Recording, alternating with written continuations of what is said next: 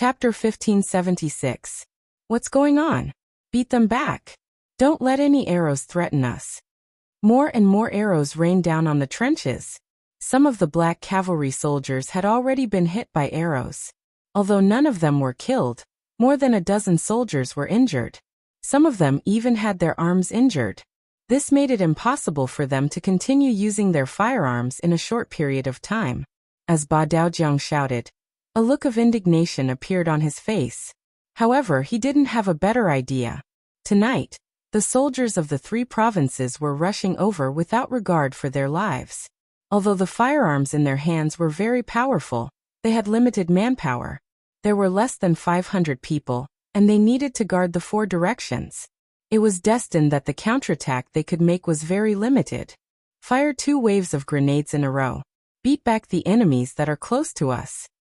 Captain Howling Blade had somehow arrived at Badao River and started shouting.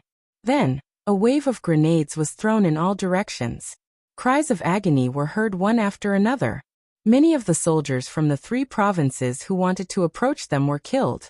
The situation was stabilized again. Sigh. A heavy punch fell from the sky. Seeing that they were charging fearlessly, the opportunity to defeat the enemy had appeared. However, it was indeed a pity that they had failed because of a wave of grenades. However, Wang Zhanjiang wasn't discouraged. Since they had the opportunity just now, he believed that they would have a second chance if they continued to charge. He continued to give orders. The entire army charged forward without stopping. The battle in the inner circle was in full swing. Outside the small courtyard, the sound of gunfire and cannons had attracted more and more civilians. The appearance of the civilians wasn't that sudden. After all, the same sound had been heard for 2 consecutive nights. Anyone who wasn't deaf could hear it. The difference was that although these people were worried for the first 2 nights, they didn't do anything. But now the civilians were making a move. From all directions, more than 15,000 civilians rushed towards the small courtyard. General Kai Wenju, who was in charge of the security of the outer circle, didn't look nervous at all. Perhaps this was due to inertia. In front of the army, the civilians were just livestock that could be driven around at will. Men set up the formation. Archers, get ready. If the commoners dare to come close, shoot them down. Kai Wenju, who was riding on his horse, said calmly. Compared to the civilians who didn't have much fighting power, he was much more fortunate than Wang Zhanjiang, who could die at any moment in the inner circle.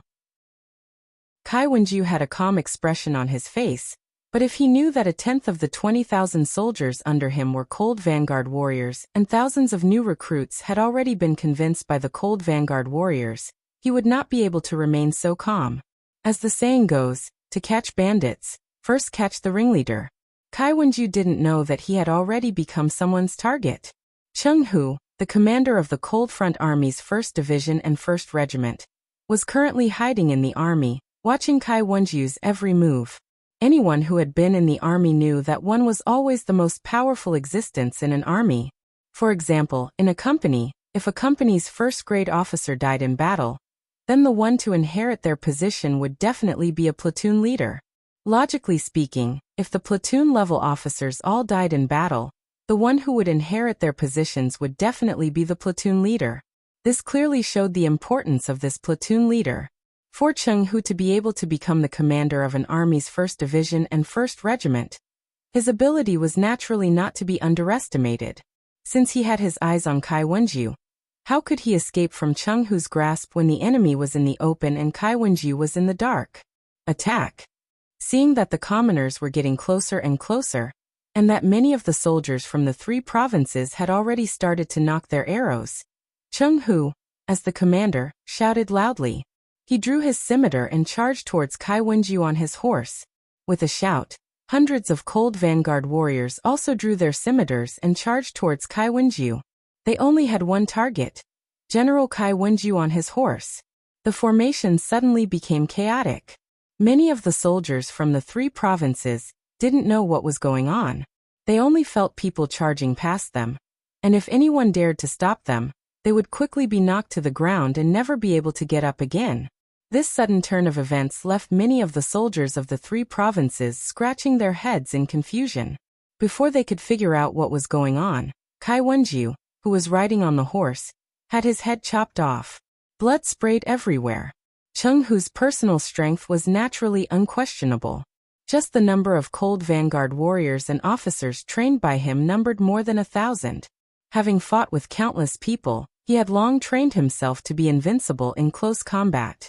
Coupled with the fact that he was unprepared, it would be strange if Kai Wenjiu could escape. Without even having the time to react, the commander of the troops, Kai Wenjiu, was killed on his horse. When the other soldiers from the 3 provinces saw this scene, all of them turned pale with fright. More importantly, the person who killed the general was wearing the same uniform as them. This was the most frightening and inexplicable thing. Why did the soldiers dare to kill the general? If these people dared to kill the general, would they also dare to kill them? Put down your weapons and kneel on the ground. Otherwise, you will be killed without mercy. Waves of shouts came out one after another. More and more recruits with red cloth wrapped around their arms jumped out and shouted. The united front work done before finally played a decisive role at this moment. Cheng Hu's sudden attack and the active cooperation of his 4 battalion commanders, including Feng Zhan and Wang Jinlong, made the soldiers from the 3 provinces squat on the ground in confusion. Although they still didn't know what was going on, one thing was clear. If they didn't drop their weapons and squat on the ground now, they would die. This had been proven by the fact that their comrades had been killed for no reason just now. There were more and more civilians on the periphery, and the soldiers from the 3 provinces were getting closer and closer. Although there were nearly 100 spies from the Security Bureau encouraging everyone to act as the mainstay, when the soldiers from the 3 provinces were getting closer and closer, many civilians couldn't help but slow down. They were civilians and hadn't received any relevant military training. When facing regular soldiers with armor and swords, it would be a lie to say that they weren't nervous. But when they thought that if Bugnam of Gojoseon died in Yunnan Prefecture, the 5-star army would definitely take revenge. At that time, they would also be unable to escape death. Their confidence was strengthened a lot, and they didn't seem to be as scared as before. What's going on? Why isn't anyone shooting at us? Yeah. Why do I see that many of these soldiers are squatting down? The distance was getting closer and closer. When they were less than 30 steps away, the civilians at the front finally saw the movements of the soldiers from the 3 provinces. The spies mixed in the crowd played a role at this time.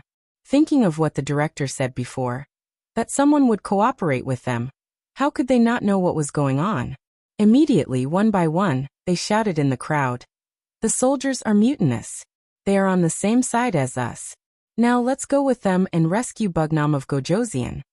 As soon as such shouts appeared, they rose and fell one after another without end. All the spies in the crowd also shouted in all directions, hoping to convey this fact to the ears of every civilian, so that they could move forward without worry. The fact that there were no arrows from afar was enough to explain everything. After knowing that the soldiers were like them and didn't want anything to happen to Bugnam of Gojoseon, the number of soldiers increased by a lot. They were no longer afraid, and each of them moved faster than before. There was a mutiny on the outside, and it wouldn't be long before it affected the inside. Under the attack from both sides, Wang Zhanjiang's fate was already sealed, and Yang Chendong's safety would naturally be guaranteed. It was at this time that Yang Chendong, to everyone's surprise, broke out from the east alone in a golden cloak. His body was like a fox, and he was as fast as a cheetah. This was the true portrayal of Yang Chendong's current situation. In the darkness, the golden cloak shone like a beacon. After he rushed out, he was locked on by many eyes. Golden cloak, that must be Bugnam of Gojoseon. Go after him.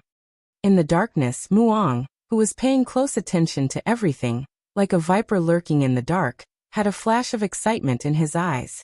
He naturally saw the intensity of the battle just now. When he saw how the Black Cavalry relied on the advanced firearms in their hands to repel the attacks of the 3 provincial armies again and again, he was anxious and uneasy. After observing the battlefield, Muong came to the east. In his opinion, the defense here seemed to be weaker. If he had to launch an attack, he would definitely choose to attack here. Hiding in the east, he didn't know if the 3 provincial armies could break through the Black Cavalry's defense line if this continued. If they couldn't, once Yang Chendong walked out alive, who could restrain him? Where could they find such a once-in-a-lifetime opportunity? Yang Chendong must die. Otherwise he would have to go and die.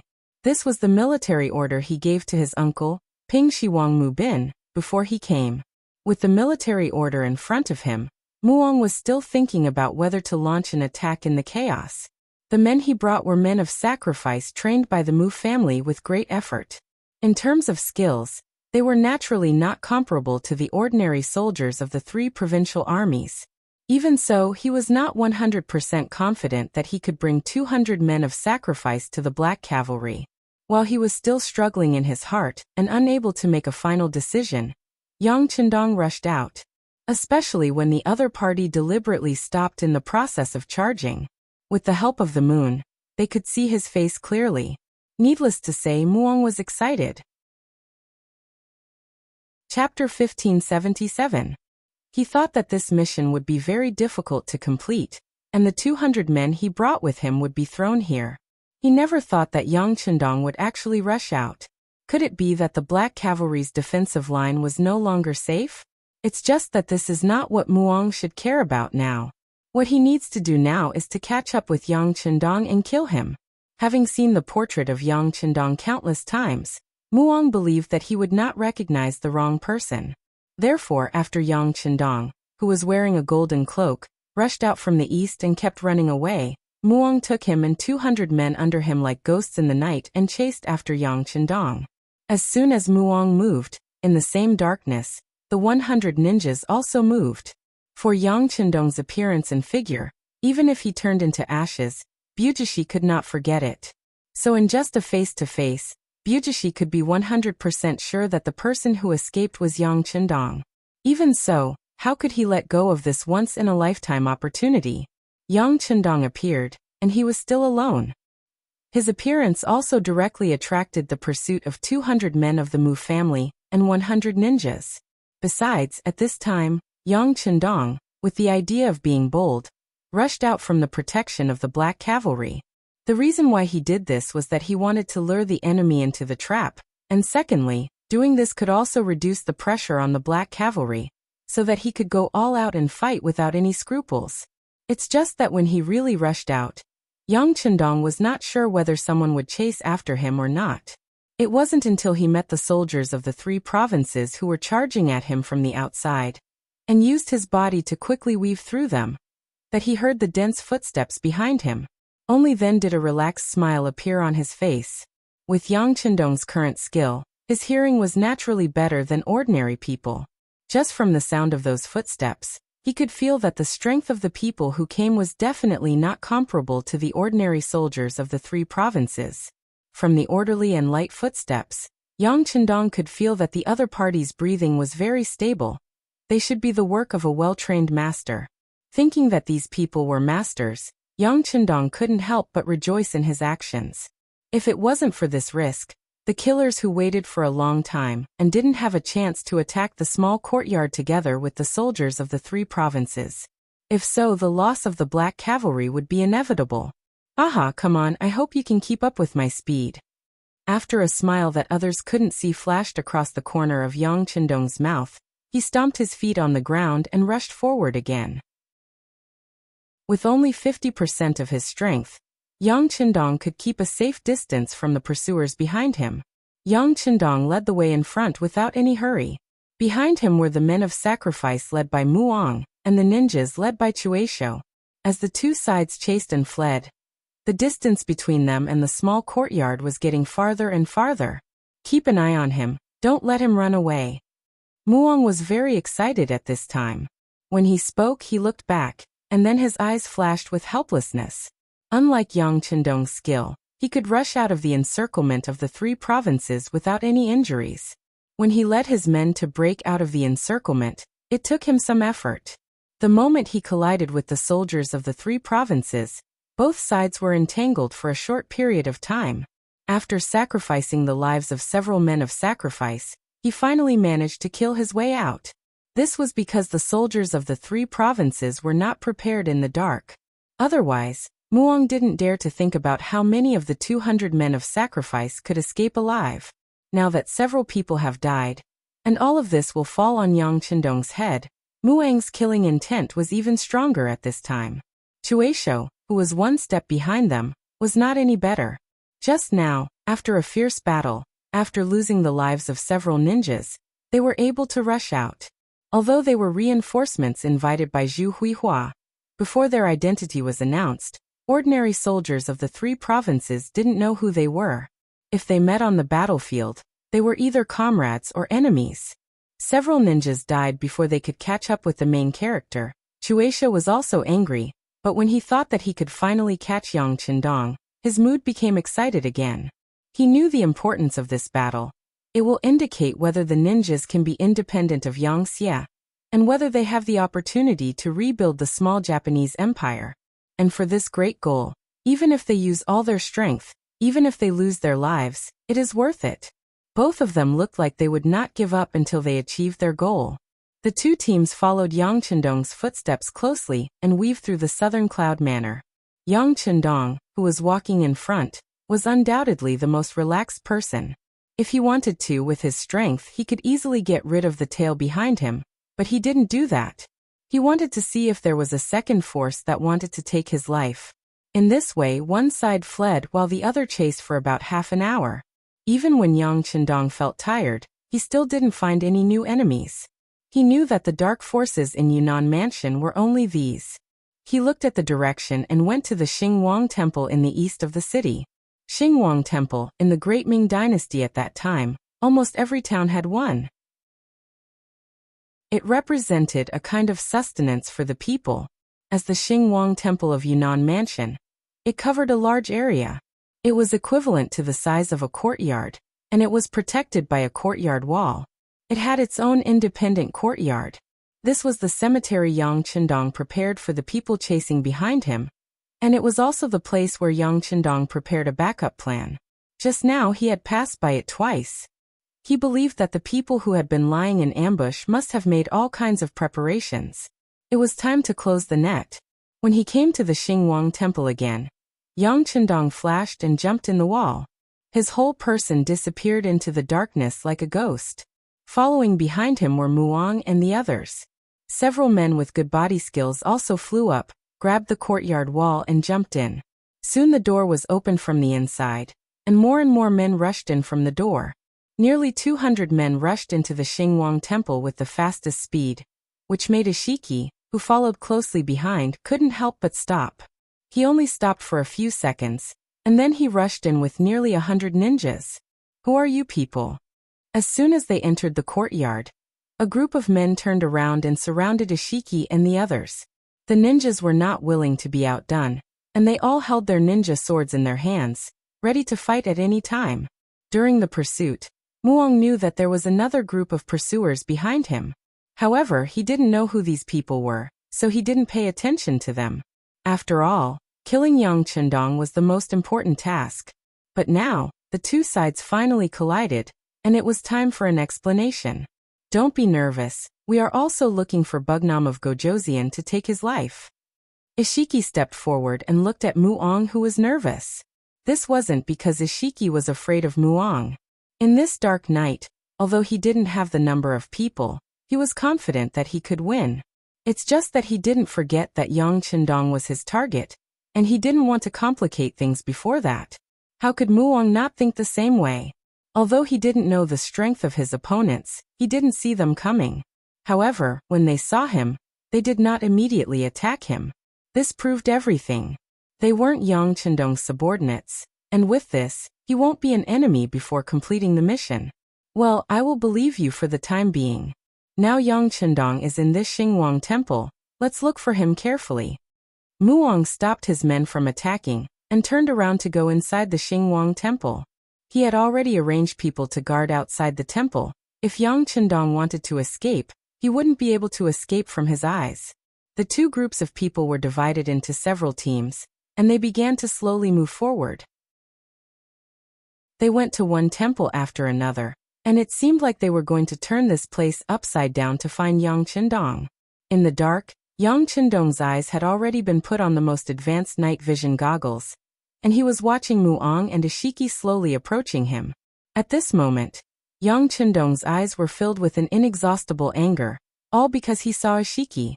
Although the other party was dressed in black at this time, and there was a black mask on his face, but just like the other party could easily recognize him, he also recognized the other party. Ishiki is dead. He died in the assassination of Mandula too. This is a well-known thing in Yangxia. But no one would have thought that in order to deter the world, Manto Ratu hung all the assassins on the wooden pole to warn the world. Because of this action, the secret agents of the Security Bureau carefully examined the corpses, but they didn't find the leader of the ninja clan, Kuroshio Shinobi. When this information was reported to Yang Chendong, he was a little more vigilant. For this reason, he has taken some precautions, but at that time, Yang Chendong was still optimistic that Ishiki might have been burned, or he might have escaped with serious injuries and died. After all, he is a special ninja, and his strength is not comparable to ordinary people. This was just a kind of hope. However, when Cui Shi appeared in the Xingwang temple, Yang Chendong knew that he had been too optimistic. This person is not dead, and he wants to kill him. Thinking that if he didn't save him, Ishiki would have died, and there would be no ninja today. And it was his own kindness that led to all of this. The anger in his heart couldn't be extinguished. Yang Chendong hates betrayal, especially after betrayal. They want to harm him. With this, there will be no good result for Ishiki today. Chapter 1578. Get ready to do it. In the end, Yang Chendong shook his head. He knew that those were just memories. Now it was time to make up his mind to eradicate all of this. Yang Chendong, who seemed to have made some kind of decision, walked out of the darkness wearing a golden robe. As soon as he appeared, the death warriors of the Mu family and the Japanese ninjas who were searching for him couldn't help but exclaim. And then everyone quickly rushed forward and surrounded him. With the help of the torch in his hand, the entire courtyard of the Xingwang temple was illuminated, and Yang Chendong's face also appeared in everyone's eyes. When he saw that it was indeed Yang Chendong, Muong was overjoyed. Previously, he had been worried that the person chasing him was fake, and that he would fall for a trick to lure the tiger away from the mountain. But now he could let go of his worries. On the other side, Blowing Stone, who was wearing a night suit, frowned. The person who came is Yang Chendong, and he is confident that he won't be wrong. But because of this, he couldn't help but mutter in his heart, the other party shouldn't have come out. 1 against 300, and such elite 300 people. Even if they were made of iron, they wouldn't be their opponents, but why did he know that? Why did he come out? Why? Thinking of Yang Chendong's various means before, especially the last time when Ivan's sneak attack failed, and even the 30,000 cavalry led by Yes Hen were destroyed, Blowing Stone's face suddenly became ugly. Could it be that this is a trap set by Yang Chendong? When he thought of Yang Chendong's past, for some reason, Blowing Stone had a feeling of panic. Although he glanced around and didn't find anything wrong, he was still very nervous at the moment. Unlike Yang Chendong's men, Muong at this moment appeared in front of Yang Chendong as a winner. Oh, this should be King Wunan of Damyang. I'm Muong of the Mu family. I've been waiting for a long time. The Mu family of Shiping King? Yang Chendong wasn't surprised when he heard this. He just repeated it and chuckled. Then he didn't pay any more attention to the other party. Instead, he looked at the area under the rock. What? Friend, are you not going to introduce yourself? Even if you want my life, you should at least let me know who you are, right? Yang Chendong was so calm that people who didn't know would think that this was his home ground. So when they heard this, many of the Mu family's death warriors and ninjas showed resentment on their faces. As ordinary ninjas, although they know that they once worked for Yangxia, they don't know that everything they need for training, such as food, clothing, shelter, transportation, etc., was provided by Yang Chendong. They thought that the upper echelons had no choice but to lower their heads and submit to others in order to survive. In fact, several special ninjas like Kurosawa also said this to the people below. This caused everyone to look at Yang Chendong without the slightest bit of gratitude, only murderous intent and anger. But Chuisho is different from ordinary people. He knows everything. When he saw Yang Chendong's eyes looking at him, he knew that the other party already knows his identity, otherwise he wouldn't question him in such a tone. When he thought about how he relied on Yang Chendong to develop, and even lived until now. And it was because of Yang Chendong's help he felt short of breath. Facing this question, he naturally didn't know how to answer. Chuisho didn't speak immediately, which caused Yang Chendong to laugh. What's wrong? Could it be that all of you are mute? Or are you too ashamed to say your name and identity?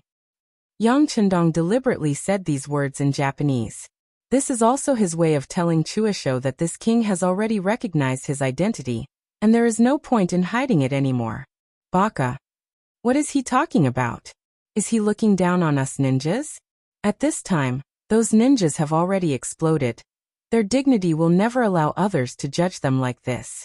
But they also know the importance of respect.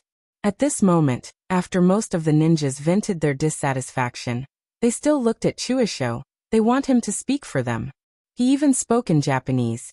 Chuisho knew that his identity has already been exposed. It's just that at this moment he was no longer afraid.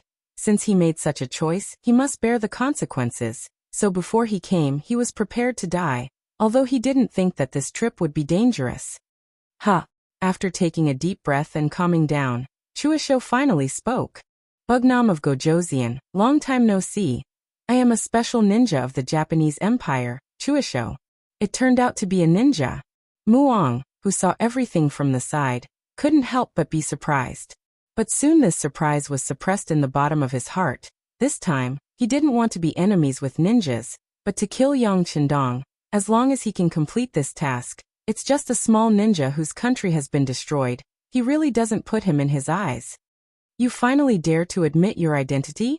But why don't you call yourself a servant? And what Japanese empire did you say? Wasn't it destroyed a long time ago? Now it's just a province of Yangxia. Yang Chendong waited for Chuisho to admit his identity. Then he couldn't help but laugh. His words were full of sarcasm and contempt. In the past, these ninjas under the rock claimed to be slaves in front of Yang Chendong, and even if he wanted, these people claimed to be lackeys. But now these small titles prove their ambition. In the face of these sarcastic words, the other ninjas who understood Chinese naturally couldn't stand it. They all looked at Chuisho angrily. Chuisho wasn't much better. If it was just him and Yang Chendong here, he would just listen to some of these words. But now there are so many ninjas here, he absolutely won't allow anyone to question and disrespect him. So at this moment he suddenly shouted back. Bugnam of Gojoseon, the past is the past, please speak with dignity. Dignity ba. Yang Chendong opened his mouth and spat. A group of people who are willing to be dogs in order to survive. You want others to respect you. You think too highly of yourselves. Let me tell you, a dog is a dog, even if it's wearing clothes, it's just a pet called by the master. In the face of a master who gives you food and drinks, you have to learn to wag your tail and beg, not to be treated with equal respect like a human, because you don't deserve it. After saying these words, it didn't seem to be enough. Yang Chendong continued to say, if it wasn't for this king, you would already be dead. How could you have your current scale? Without this king's money, how could you recruit people and train them wholeheartedly? Do you really think you can deny everything just because you've eaten everything? Facing Yang Chendong's questioning, Chuisho opened his mouth several times to say something, but in the end, he didn't say anything. Yang Chendong was right. If it wasn't for his pity and help, they would have already been killed by the samurai of the Japanese Empire. They wouldn't have been able to survive until now, let alone develop and grow stronger. They were once their benefactors, but now they don't want to repay him. They want to kill their master. What they did was indeed a bit too much. After venting for a while, Yang Chendong's mood seemed to be better. He opened his mouth and said, all right, let the past go with the wind. Since you have chosen to be enemies with this king, then there's no meaning in saying those things. Now that you have found this king and want to kill this king, can you tell me who ordered you to do this? Oh, don't say no. If you want to train ninjas without enough money, it's impossible. Don't try to fool this king. With a change of topic, Yang Chendong placed the question on the person behind the scenes. This was also the answer that Yang Chendong desperately wanted to know. Wasn't the reason why he took such a risk on this trip for this answer? To find out who the traitor was? Yang Chendong didn't mention the past. He just wanted to know who ordered them to do it. This request was already very low. Before a prisoner died, they were allowed to eat a full meal. not to mention Yang Qindong, who was their benefactor. But he just wanted to know who was behind the scenes. This was not too much. If Chuashiki knew the answer, he would tell Yang Qindong.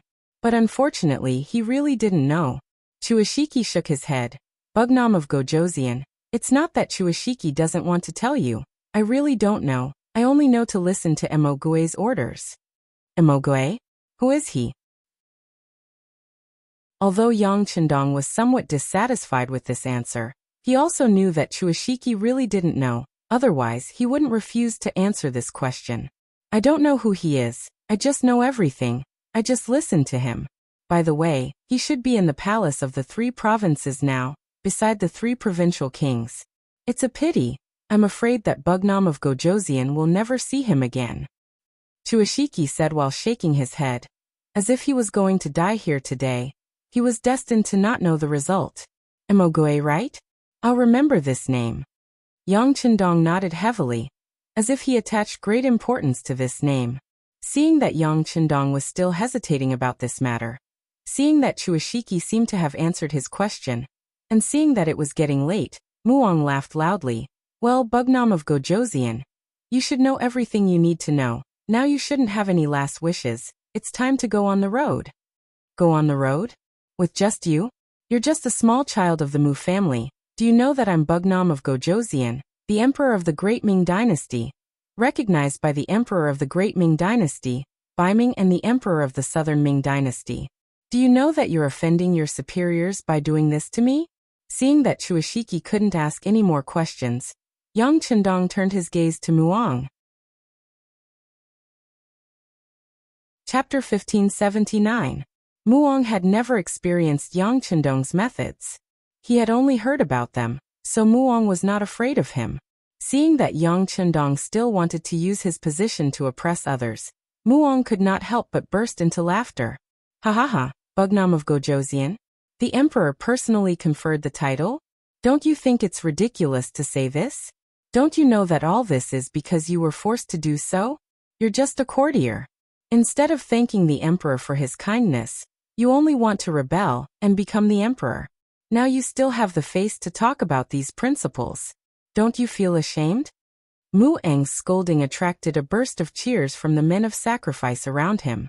Although they had not made a move yet, it was obvious that their young master Mu was much better than the special ninja of the Japanese Empire. This was something they should be proud of.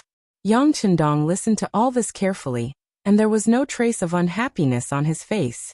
This was because he knew that Muong wasn't the only one who thought this way. Most of the officials of the Great Ming Dynasty were also thinking this way. This was everyone's intuition about him. He really needed to understand it. It was a pity that Mu Eng's eloquence was only so-so. After saying this, he shut up. Perhaps he was disappointed that he did not see Yang Qindong flying into a rage, so he lost interest.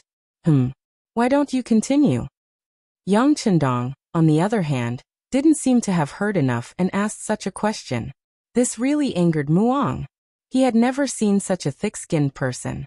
For a moment he did not know what to say. He simply did not answer. Instead, he clenched the long sword in his hand and shouted, "What's there to say to a dying man?" Oh, I see. Yang Qindong nodded as if he understood, but then shook his head.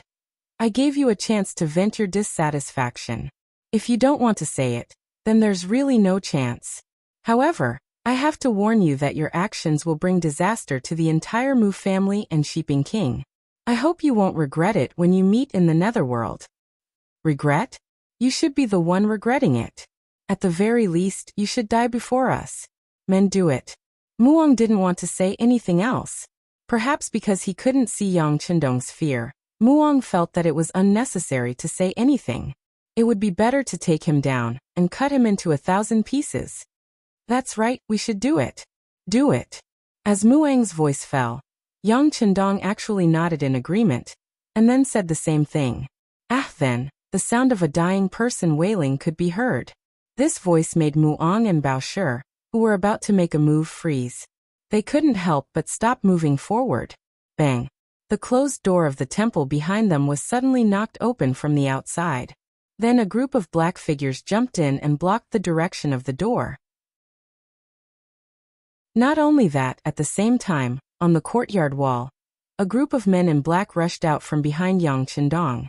As soon as they appeared, they surrounded Muang and Baoshi. The sudden change shocked Muang and Cui Ishida.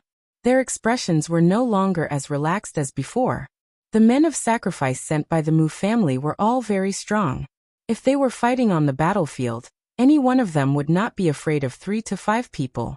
But those shouts just now were so quick that they almost didn't hear any sound of resistance. They were killed one after another. From this point of view, doesn't it mean that this person's skills were more powerful than theirs? The stronger the enemy, the more dangerous their situation would be. It would be strange if they didn't have a good expression. The only thing worth rejoicing over was that although it seemed like they were surrounded, it was clear that not many people had come. There were only a little over 100 people, which was not even half of their number. It seemed that with the advantage of numbers, they still had a fighting chance. Seemingly at the same time, Muang and Blowingstone's eyes met.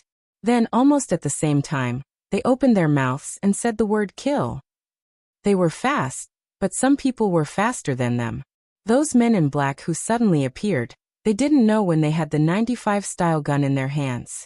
Just when those men of sacrifice and ninjas were about to move, a black muzzle was pointed at them, and then there was a burst of fierce gunshots.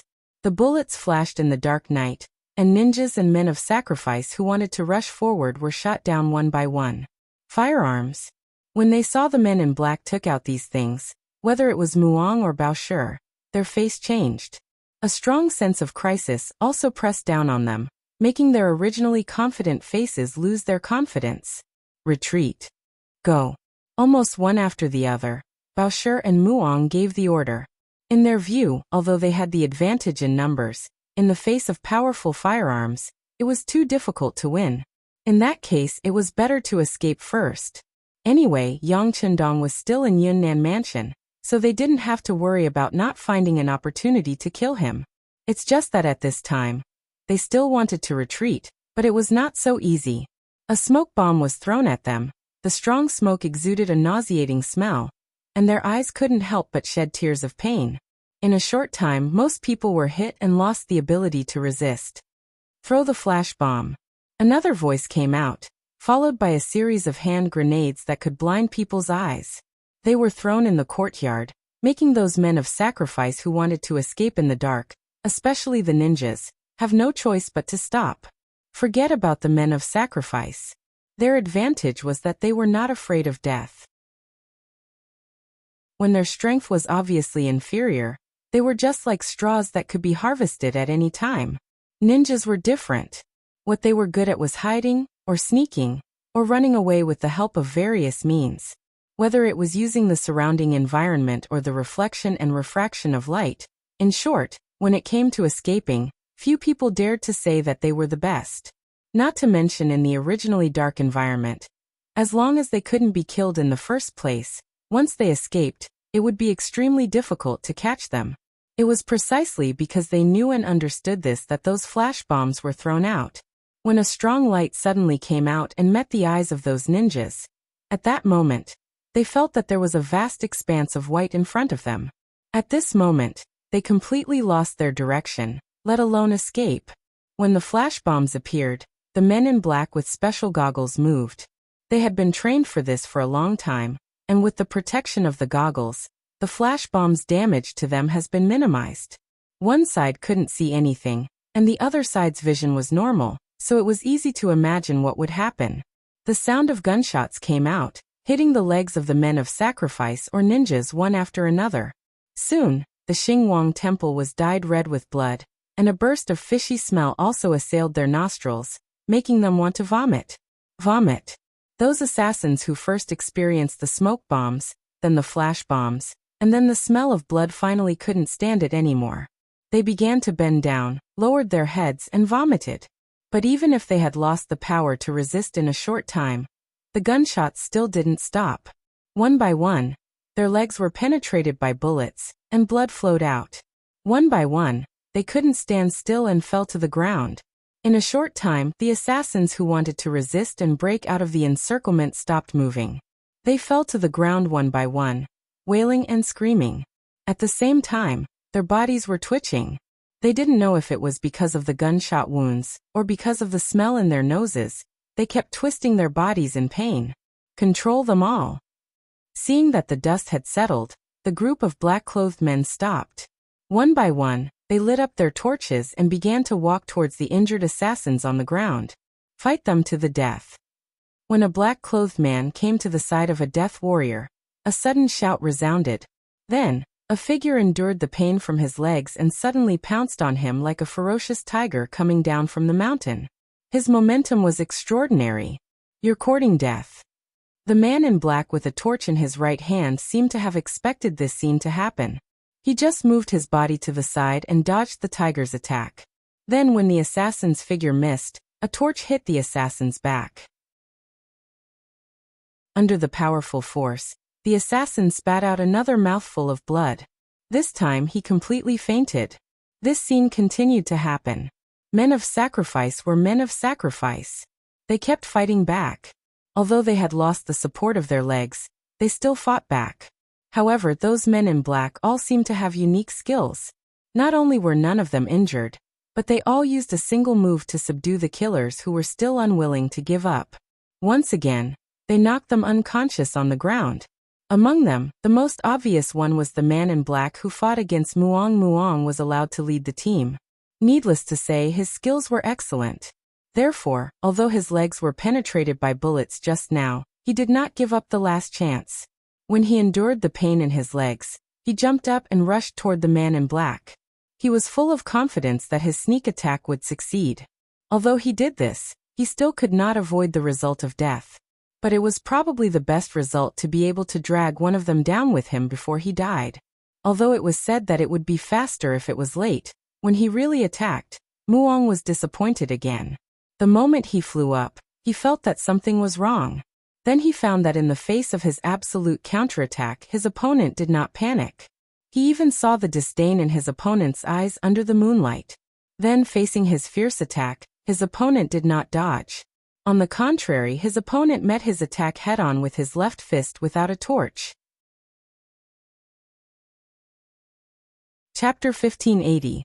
Logically speaking, it was a good thing that the opponent didn't dodge. But for some reason, Muong had a bad feeling in his heart. Soon his feeling became reality. The fist collided with his body, and then he felt his whole body fall apart as if he was electrocuted. Then he fell to the ground and fainted. But before he fainted, Muong vaguely saw a big foot stepping on his head. He didn't know what would happen next, nor did he have time to think about it, because he had already closed his eyes in pain. Okay, violent ape, this person's identity is important. We can't let him die now. A shout rang out behind him. Only then did the black-clothed man stop his foot that was about to land. Then he fiercely stomped to the side, forcefully creating a shallow pit in the ground. Only then did he continue to walk forward, completing his mission of investigating the enemy. Sixth young master, violent ape is like this. He was born with great strength and a bad temper, but fortunately, he didn't ruin anything. Silverhand wiped the sweat on his forehead and said nervously to Yang Chendong, "It's okay as long as he doesn't die. Even if he does die, it's okay." Yang Chendong shrugged indifferently. This time, his backup plan was the soldiers of the Wolf Fong Special Forces. Over the years, the development of the Wolf Fong Special Forces wasn't fast. It could even be described as slow, but their strength was really terrifying. They spent most of their time on training, and their strength was terrifying. If it was just a one-on-one, even the Black Cavalry wouldn't be their opponent. It was precisely because of the high intensity of training that they were very strict when recruiting people, so the development speed wasn't fast. But their overall combat strength was really tyrannical. This time, Yang Chendong gave them an early order to hide in Yunnan Manor and wait for orders. Yang Chendong had a large warehouse, but he wasn't a reckless person. In order to be foolproof, he had double insurance before entering the city. For example, there was the Cold Front 1st Army's 1st Division's 1st Regiment lurking in the 3 Provincial Armies recruit camp, and there were nearly 300 Wolf Fong Special Forces members. Although there weren't many of them in total, they were the most powerful of them all.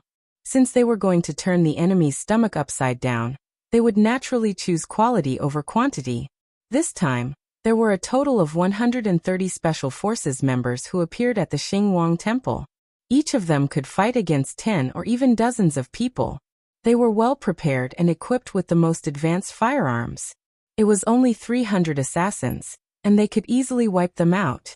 If it wasn't for the fact that he had to keep some of them alive to interrogate them, he would have finished off all of them with just one round of gunfire. Then again, even Mu Eng's counterattack was easily blocked. What was the use of the others struggling? It was as if Blowstone had also launched a counterattack. His opponent was Steelleg. Unable to use the ninja's concealment jutsu, in just 3 rounds, he was kicked in the right arm. The bones in his arm were shattered, and he fainted. Under the encirclement of 130 Wolf Fang members, no one who resisted had a good ending. Those who underestimated the enemy were seriously injured and fainted. Those who were seriously injured were directly killed. It was a clean and quick death. Yang Chendong stopped paying attention to what was happening on the battlefield after he saw the members of Wolf Fang attacking so cleanly and efficiently. Since the people who should be lured out had been lured out, there was no need for him to hide any strength. It was also time to counterattack. Silverhand, where is your captain? Reporting to the 6th young master, the captain is leading people to the periphery of the 3 provinces' king's mansion. He is just waiting for the order to enter the mansion to take the people. Silverhand was arranged to cooperate with Yang Chendong to eliminate the assassins because he was rational in doing things. But in the Wolf Fang Special Forces, the real big brother was still the captain Tai Hu. Okay, I will take 20 people away. The rest will be left to you. Clean up this place.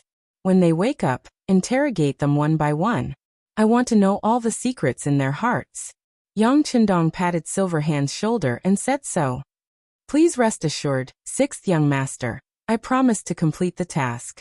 This slap made Silverhand extremely excited. He even noticed that the other team members were looking at him with envy. This was Yang Chendong, the soul of Yang Xie, the founder of the 5-star army and also the founder of the Wolf Fang Special Forces. It could be said that everyone's current achievements were all thanks to Yang Chendong. A person who was like a god in their eyes actually patted him on the shoulder. How could his comrades not be envious? Yang Chendong didn't think so much. Instead, he had already left the Xingwang Temple under the protection of 20 members of the Special Forces and went straight to the 3 provinces' king's mansion. At the 3 provinces' king's mansion, the atmosphere was a little tense at the moment. The battlefield in the small courtyard couldn't be taken down for a long time. The people in the city began to join in. When the mutiny outside General Kai Wenji was killed, and so on were reported to Zhu Huituan, his face was already very ugly. He didn't expect things to turn out like this. Men, immediately take this king's tiger tally and mobilize the troops. Invite General Luoguan, Rajiv, Azad, and Hak from the Mingding Mansion to the Yunnan Mansion. No matter what, we must kill Yang Chendong. Go quickly. Zhu Huituan's voice was no longer as calm as it used to be. He couldn't help but be anxious. Once Yang Chendong escaped this time, he would be at a disadvantage righteously. In this way, the people of the 3 provinces who knew the truth would no longer believe him. Once they stood on Yang Chendong's side, how could he make a comeback? He wasn't afraid of the people, but an organized group of people was terrifying. Even if these people couldn't be used by him, they couldn't be used by Yang Chendong. But now, it seemed that he had underestimated the commoners' strength. To think that they had gathered an army of over 10,000 commoners right under his nose. What kind of means did they have to use to achieve this? Thinking of this, Zhu Huihua felt his scalp tingle. He felt as if a huge mountain was pressing down on him, making it hard for him to breathe. The best way to solve all of this was to kill Yang Chendong. Once this person was gone, the people would lose their nuclear core force, and it would be much easier to deal with them. In the end, Yang Chendong had to die. That's right, inform Wu Yingtu to immediately enter the city and cooperate with General Meng Neng to take over the city's defense. Once the 5-star army appears outside the city, we must defend the city and wait for reinforcements. After thinking about it, Zhu Huituan decided that this Miao King would come in handy. Zhu Huituan didn't completely believe in the Miao people. Therefore, on the surface, it seemed like he put Wu Yingtu in an important position. But he didn't allow the Miao army to enter the city. He only allowed them to set up camp outside the city. But now, seeing that the situation in the city was getting out of control, he thought of the 10,000 Miao soldiers and decided to put them in an important position. After giving out a few orders, Zhu Huituan sat back on the throne and his face looked much better. Next, he waited for news and battle reports from various parties. At the same time, he was also looking forward to the possibility that Wang Zhanjiang could kill Yang Qindong. Zhu Huituan didn't know that Yang Qindong had already left the courtyard in the dark. Not only that, but the two assassin teams that were most likely to threaten his safety were also eliminated. However, this wasn't the worst. The worst thing was that his mansion was surrounded. Even the slightest movement here couldn't escape the surveillance of the Langia Special Force led by Tai Hu. Just like the few messengers he sent out, it seemed like they had left the mansion and were safe. However, as soon as they walked into the nearby streets, they would be immediately intercepted and killed. It was still okay if they put down their weapons and surrendered. They could still live. However, anyone who resisted would be killed without mercy. In other words, all the orders in the mansion were only to enter and not to leave. After Yang Qindong arrived outside the mansion, the news couldn't even enter because there was no need to hide anything. They could directly lay their cards on the table. The sixth young master, Yang Qindong's appearance made Tai Hu and the others excited. Their eyes were filled with admiration. Although Tai Hu was the captain of the Langia Special Force and looked majestic, they were originally a special force that was independent of the five-star army. In other words, their actions were not under the jurisdiction of the five-star army. They didn't need to report their whereabouts. They were very mysterious and powerful. However, this was only in front of ordinary people. In front of Yang Qindong, these so-called arrogants could be removed one by one. It was because of Yang Qindong that the Langia Special Force had everything. It was also because of Yang Qindong's support that the Langia Special Force could be treated like this. Therefore, when facing the real founder of the Langia Special Force, Tai Hu and the others only had respect and obedience in their eyes. Well done. Yang Qindong had always been a person who was not stingy with his praise. When he walked to Tai Hu's side, his right hand naturally fell on his shoulder and gently patted him. Then he asked about the situation in the mansion. Reporting to the sixth young master, there are a total of 3 doors in the mansion: the main door, the back door, and the side door. I have arranged people to watch over these 3 doors. I guarantee that when they come out, they will be killed. All their connections with the outside world have been cut off. Tai Hu straightened his body and made a simple report of the situation. Very good. Yang Qindong nodded with satisfaction after listening. How is the situation in the mansion? If we rush in now, how confident are we in controlling this place? Reporting to the sixth young master, Skinny Monkey has already gone in just now. The situation inside is basically clear. There are about 400 bodyguards of Zhu Huihua in the mansion. There are also more than 100 servants and servants in the mansion. They don't have much fighting power. Therefore, as long as the sixth young master gives the order, we have absolute confidence in controlling this place.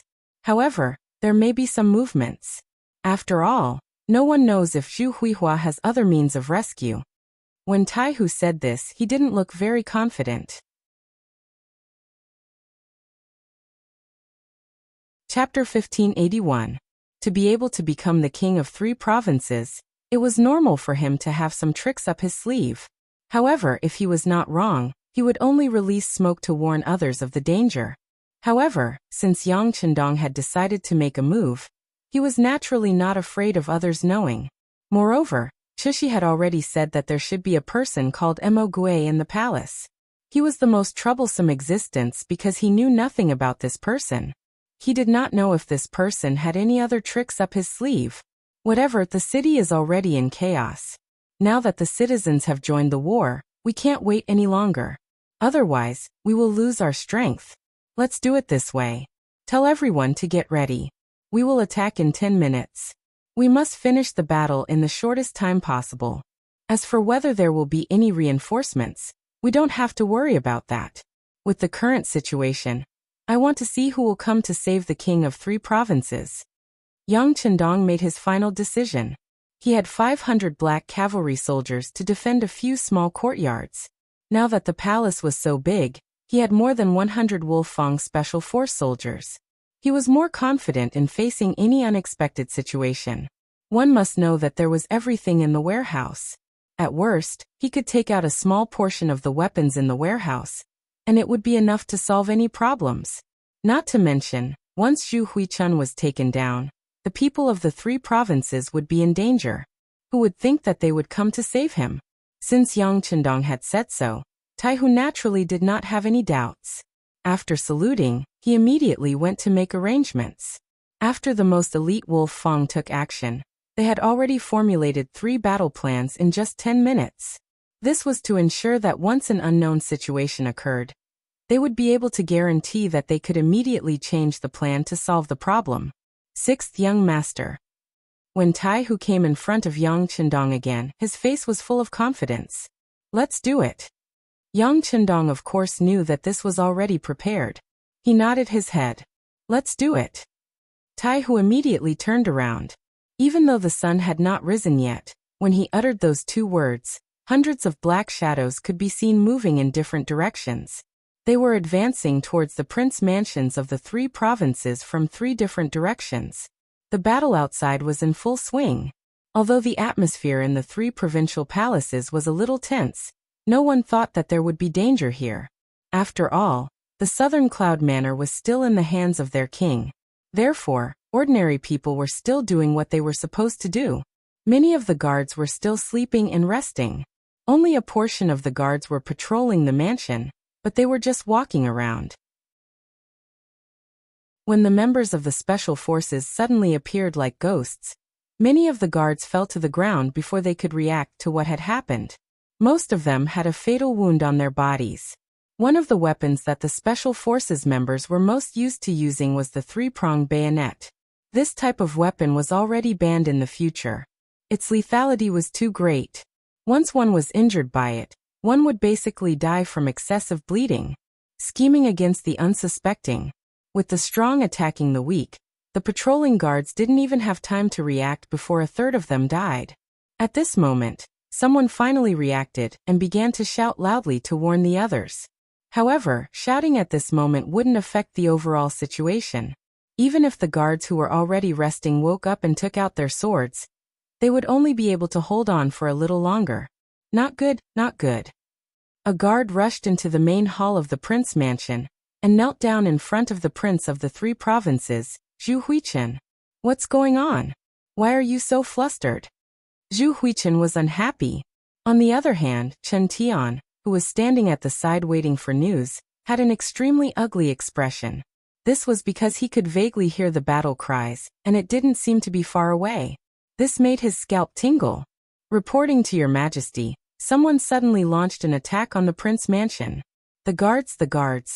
What's wrong with the guards?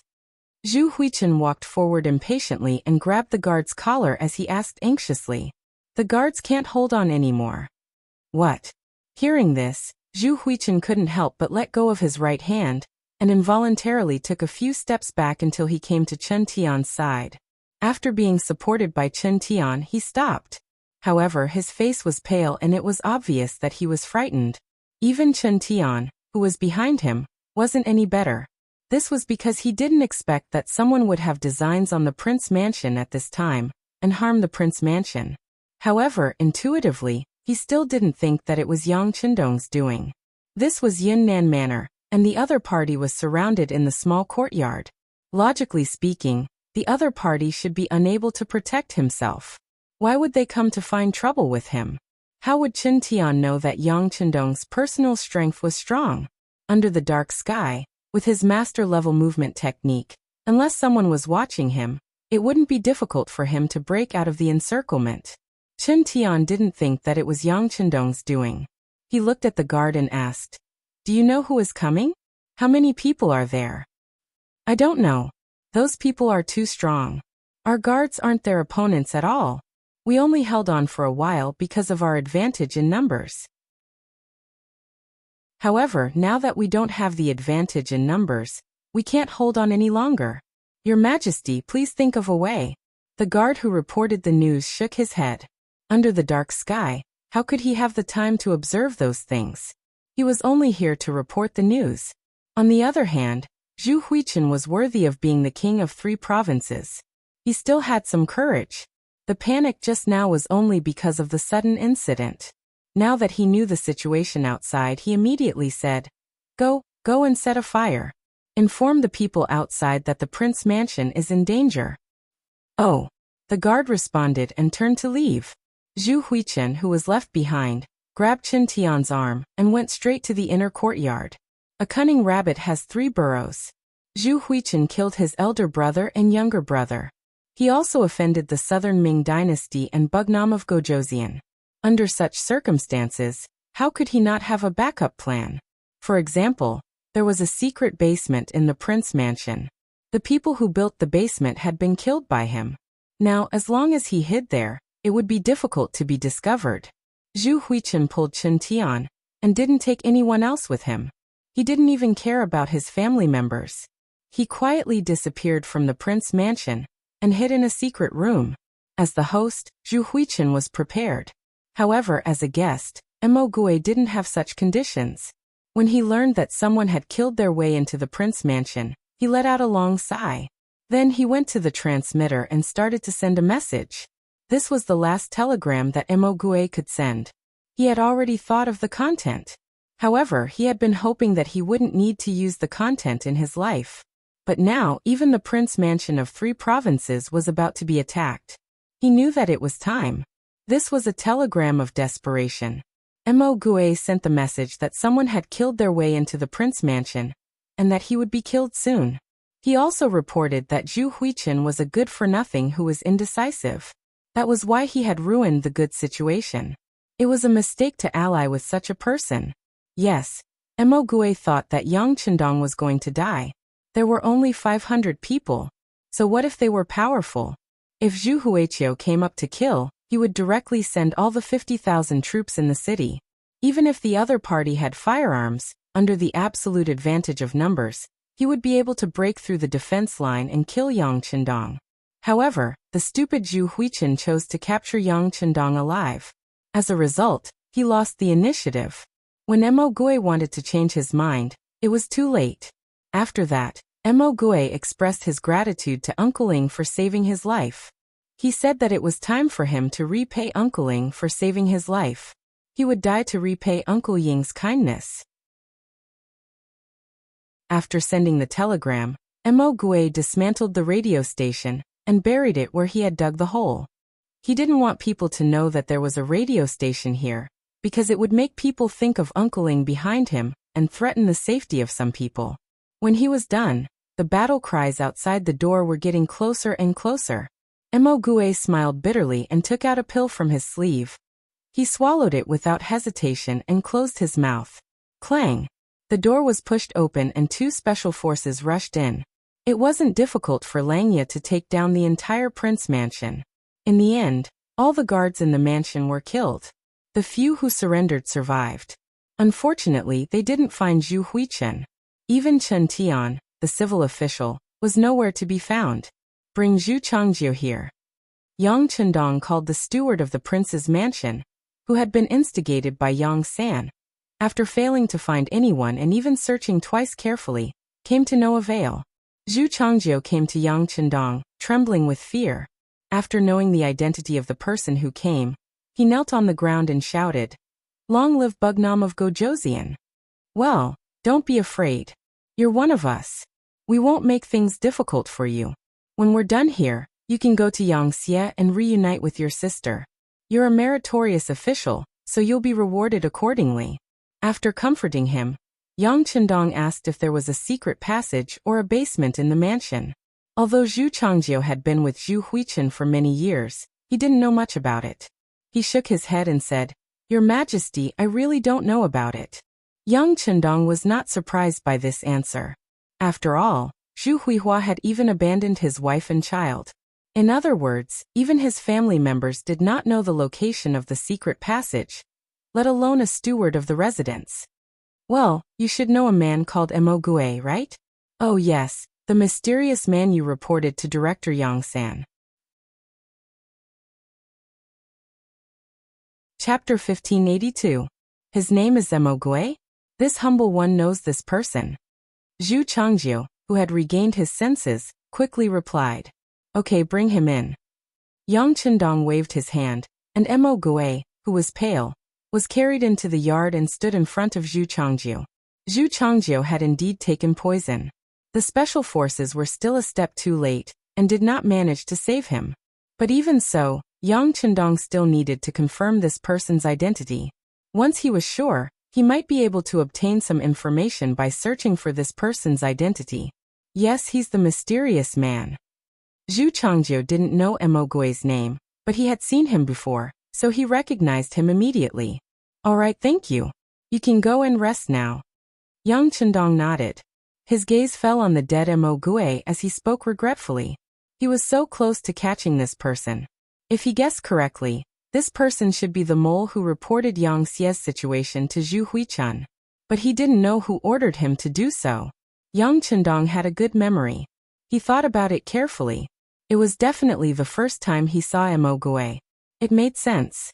The mole was so careful that he couldn't find any clues even after investigating for a long time. Why would he send someone to contact Zhu Huichun? Come, take care of this person's body and get someone to draw a portrait. Yang Qindong still hoped that someone could recognize Emogui. Maybe there would be new clues. Sixth young master, our people found this radio in Emogui's yard. Taihu appeared, holding a dark green iron box. Oh! Yang Qindong's eyes lit up. Every radio station was a big warehouse item. When it was distributed, it had a serial number and was kept. Perhaps he could find some clues from this radio station. For example, the number 9826 was written at the bottom of the radio station. This was an important clue. Yang Qindong asked Taihu to keep it well, and hand it over to Bureau Chief Yang San so that he could investigate it. By the way, what's the situation outside? Before Zhu Huichun disappeared, there was a big fire in the mansion. Everyone in the city must know that the mansion was in danger. If there were reinforcements, they should be here soon. Our brothers are watching outside. They haven't reported back yet, so there shouldn't be any reinforcements. Taihu replied respectfully. No reinforcements? Hee, then there shouldn't be any. After Yang Qindong heard this, a smile appeared on his face. Although it was already dark, it was impossible for the prince's mansion not to attract attention when it first caught fire, and was followed by billowing smoke. If there were reinforcements, they would have been here long ago. But it had been half an hour, and no reinforcements were still not here. Which meant there was a big problem. It would be best if there were no reinforcements. Even if there were, Yang Qindong would not be afraid. So this problem was quickly put to the back of his mind. He looked at Taihu and said, "Don't worry about the outside. Hurry up and find the secret passage or the basement. This king has a feeling that Zhu Huichun is still in the yard. He hasn't gone far." The reason why Yang Qindong dared to make such an assertion was naturally because he saw the location of the three provinces' king palaces. This was the central area of the city. The people living nearby were either rich or noble. If it was just digging a secret passage in the mansion, it could be done quietly as long as he was careful. But if he wanted to dig it out, it would be too difficult to not alarm the rich who valued safety. In addition, Zhu Huichun's position as the king of the three provinces was still very stable. There was no reason for him to take the risk of digging an escape passage. It was very likely that there was only a basement here. It was just for hiding. If this was the case, it was not difficult to find him. It just needed some time. Understood. After receiving the order, Taihu, who was in charge of the special forces, began to search the courtyards one by one. As long as there was a trace of suspicion, they would dig 3 feet into the ground to take a closer look. Let's not talk about finding the passage first.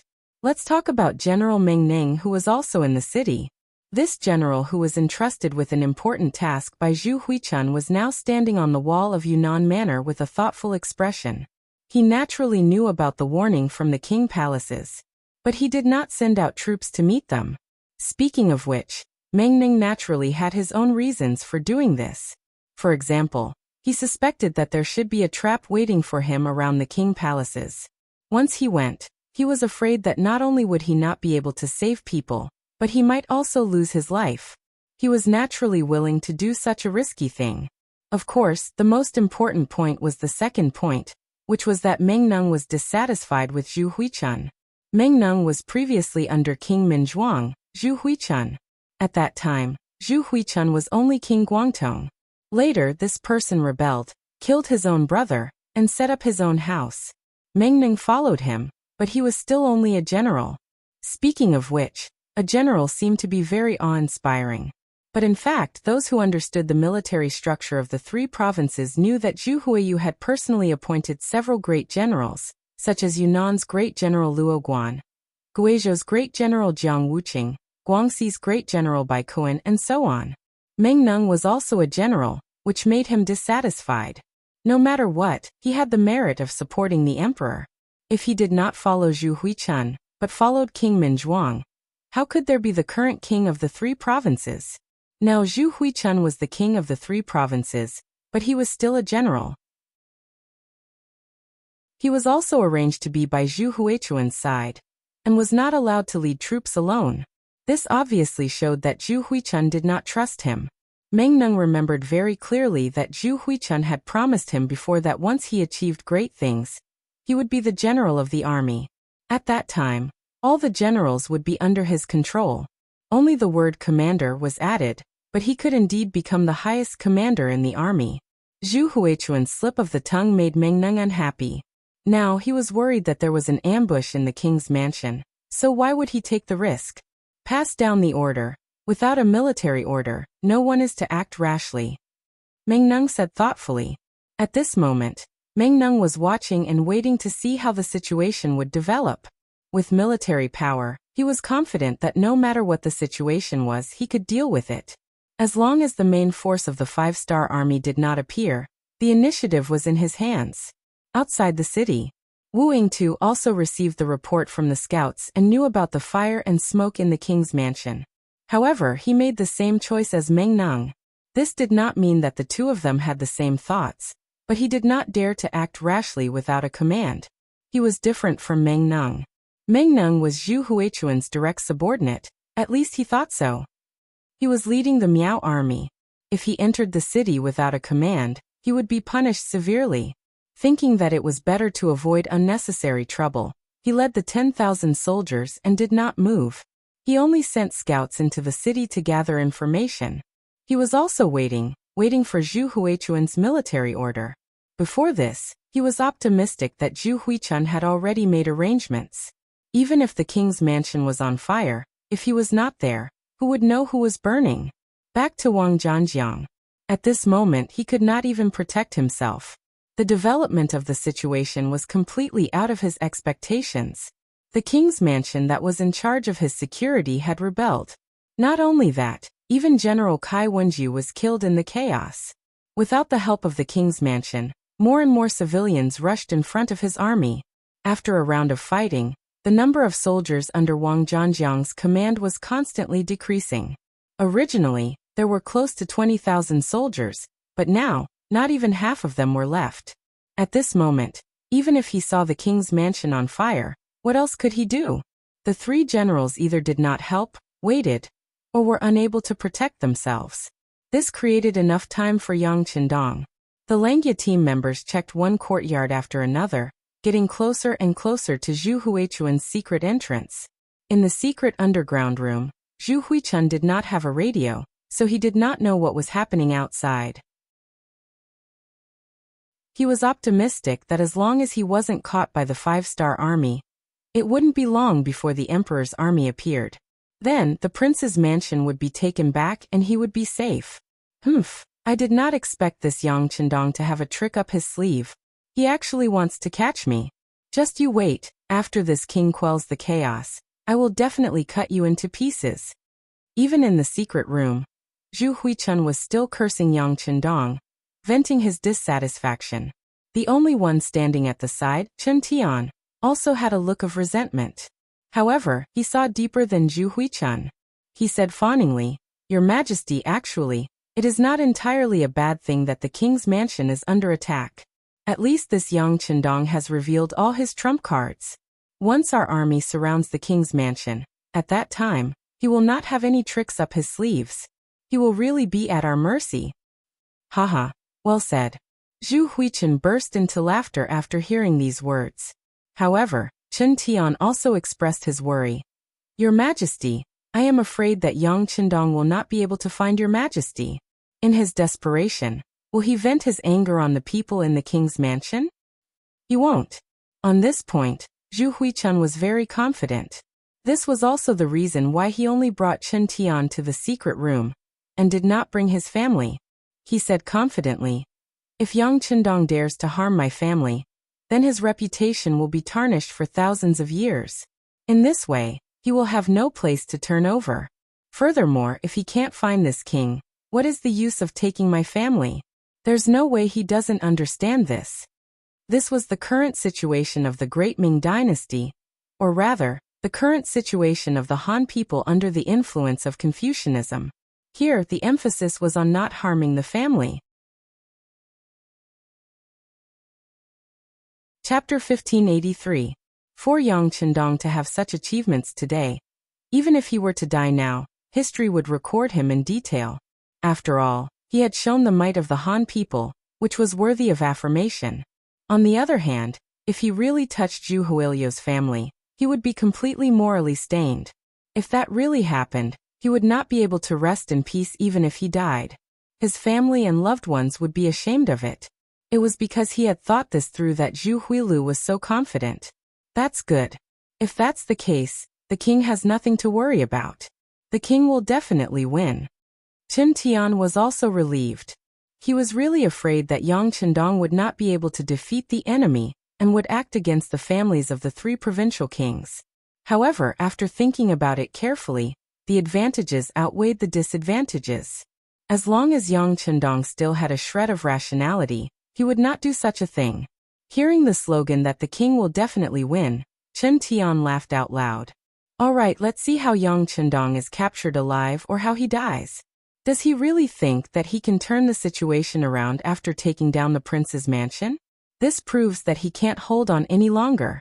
This is just his last act of madness. He is definitely going to lose. Yang Qindong, who Zhu Huilu thought was going to lose, was currently sitting on the throne where Zhu Huilu sat, quietly listening to Taihu's report.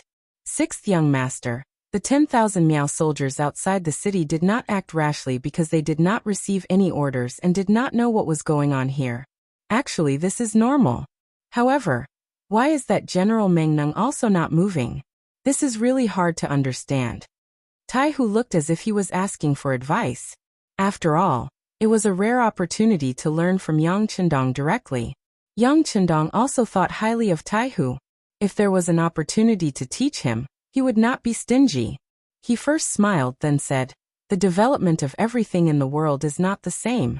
Everyone has their own selfish motives. Obviously, this Meng Neng also has his own thoughts. Before figuring out why the prince's mansion was set on fire, he will not act rashly.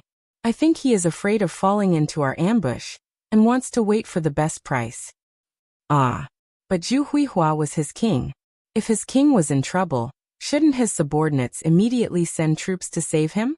Isn't he afraid that Zhu Huichen is really fine, and will come back to settle old scores with him? Taihu still didn't understand. Yang Qindong said patiently, if it were any other time, of course I would be scared. But now was the most chaotic time. Moreover, if Zhu Huiying is fine, then something must be wrong with this prince. If that is the case, Yang Xie will definitely be in chaos.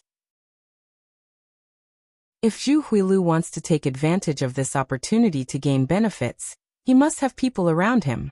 Meng Neng knows this and knows that he is still valuable, so he is not afraid that Zhu Huilu will turn against him. So that's how it is. Taihu finally understood. Then he smiled and said, but it's a pity that he doesn't know that not only is the sixth young master fine, but only a little over 100 of us from the special forces managed to take down the prince's residence. He's going to miss such a good opportunity to serve the emperor and perform well. Haha, that's right. Yang Qindong shared the same opinion. The prince's residence was not the courtyard he lived in. Because it was small, it was easy to defend. The prince's residence was big and had many walls. If Meng Neng led the army here, it would be impossible for him to defend this place. The best result would be for him to leave with his men. In this way, he would lose the chance to capture Zhu Huilu alive. It could be said that all his efforts would be in vain. However, Meng Neng did not seize this opportunity, which doomed the 3 provincial kings to defeat. While the 2 of them were still talking, the special forces on the other side were not idle. Other than leaving the necessary people to guard the 3 gates to prevent any accidents, the other members were carefully searching. Since Yang Chendong said that Zhu Huilu didn't run away, then he definitely wouldn't run away. As long as they searched carefully, they would definitely find the entrance to the secret passage. That would be the time for Wolf Fang to perform a meritorious service. Every member of the team was searching attentively, not wanting to leave any corner unturned. Among them, Skinny Monkey's movements were the fastest. Looking carefully, the members of Wolf Fang were all tall and strong. In comparison, Skinny Monkey, who weighed less than 50 kilograms, was an exception. However, not only did he become a member of Wolf Fang, but he was also the leader of Wolf Fang, Iron Tiger. This was because he had real skills in other aspects. For example, he was the one who entered the prince's residence to investigate. Relying on his small body, his qigong was very good, and he was also very agile. He was very suitable for spying. His skills were not difficult, but he also knew a lot of unorthodox ways. One of them was tomb raiding. Before joining Wolf Fang, he had followed others to rob tombs because of his small body. For example, he could squeeze into some narrow places. For this reason, he was more familiar with the structure of the underground secret passage than the other members. He led a small team of 10 people to search one house after another. His hand tapped on the first floor to see if it was different from the other floors. In this way, in a short period of time, when the others only searched 2 or 3 houses, he had already searched 7 or 8 houses with this method. Finally, he stepped into the house at the secret entrance. This was a storage room, and there were all kinds of daily necessities inside. A room like this looked no different from any other room. However, under Skinny Monkey's leadership, everyone still carefully checked every inch of the room. When he finally came to the corner of the room, in front of a pile of salt, he suddenly stopped. A faintly discernible shoe print was right below the salt bag. If it wasn't for the light of the torch, he was afraid that this oversight would have directly swept past it. Has anyone been here before? Skinny Monkey squatted down and asked the other members. Someone must have pushed the door open to check, but no one would search this corner. One of the team members answered aloud. Hee, this is interesting. Skinny Monkey agreed with this answer. It was because of this that his eyes became brighter. Someone moved the salt bag away. Be careful. Skinny Monkey was their captain. After the captain gave the order, a member immediately came forward and moved the salt bag away, revealing a flat ground. Just from the appearance alone, it was impossible to tell that it was different from other places. If this is the entrance, it's really ingenious. The Skinny Monkey-like man smiled with great interest. Then he leaned forward and gently knocked on the floor a few times. A few echoes sounded, making a slightly crisp sound. This sound was completely different from the dull sound of knocking on the ground. When this sound came out, Skinny Monkey's smile became wider. Then he said with a very confident tone, "Go and call more people here. There's something here."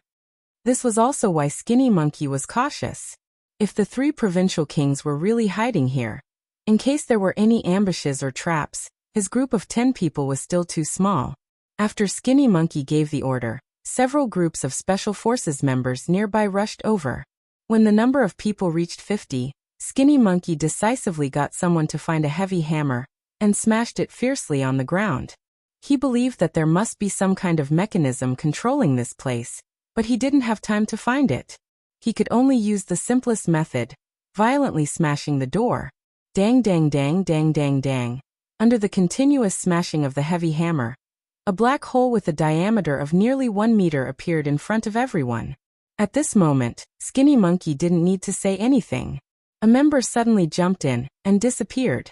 In the underground secret room, Zhu Huiqi and Chen Tian were still talking about the outside world. From their conversation, they had already determined that the reinforcements were about to arrive. and they should be getting closer and closer to getting out. At this moment, a sound came out, causing Zhu Huiqi and Chen Tian's faces to gradually turn ugly. Obviously, they had thought of something, but before they could do anything, the crashing sound stopped, and a figure appeared in their sight. Then, the skinny monkey-like figure jumped down, and came to Zhu Huiqiu and Chen Tian. Skinny Monkey had naturally seen Zhu Huiqi and Chen Tian before. When he saw the two of them, he couldn't help but grin. Capturing the two of them would definitely be a great achievement. Skinny Monkey suddenly appeared in the underground secret room from the sky, giving Zhu Huiqi and Chen Tian a shock. They didn't think that someone would discover their underground secret room. It should take a long time and extraordinary ability to find them. Not to mention whether or not the 5-star army had such talents. They had only occupied the 3 provinces with a small number of soldiers. Now they should be facing the various armies that came to rescue the emperor. How would they have the time to look for them?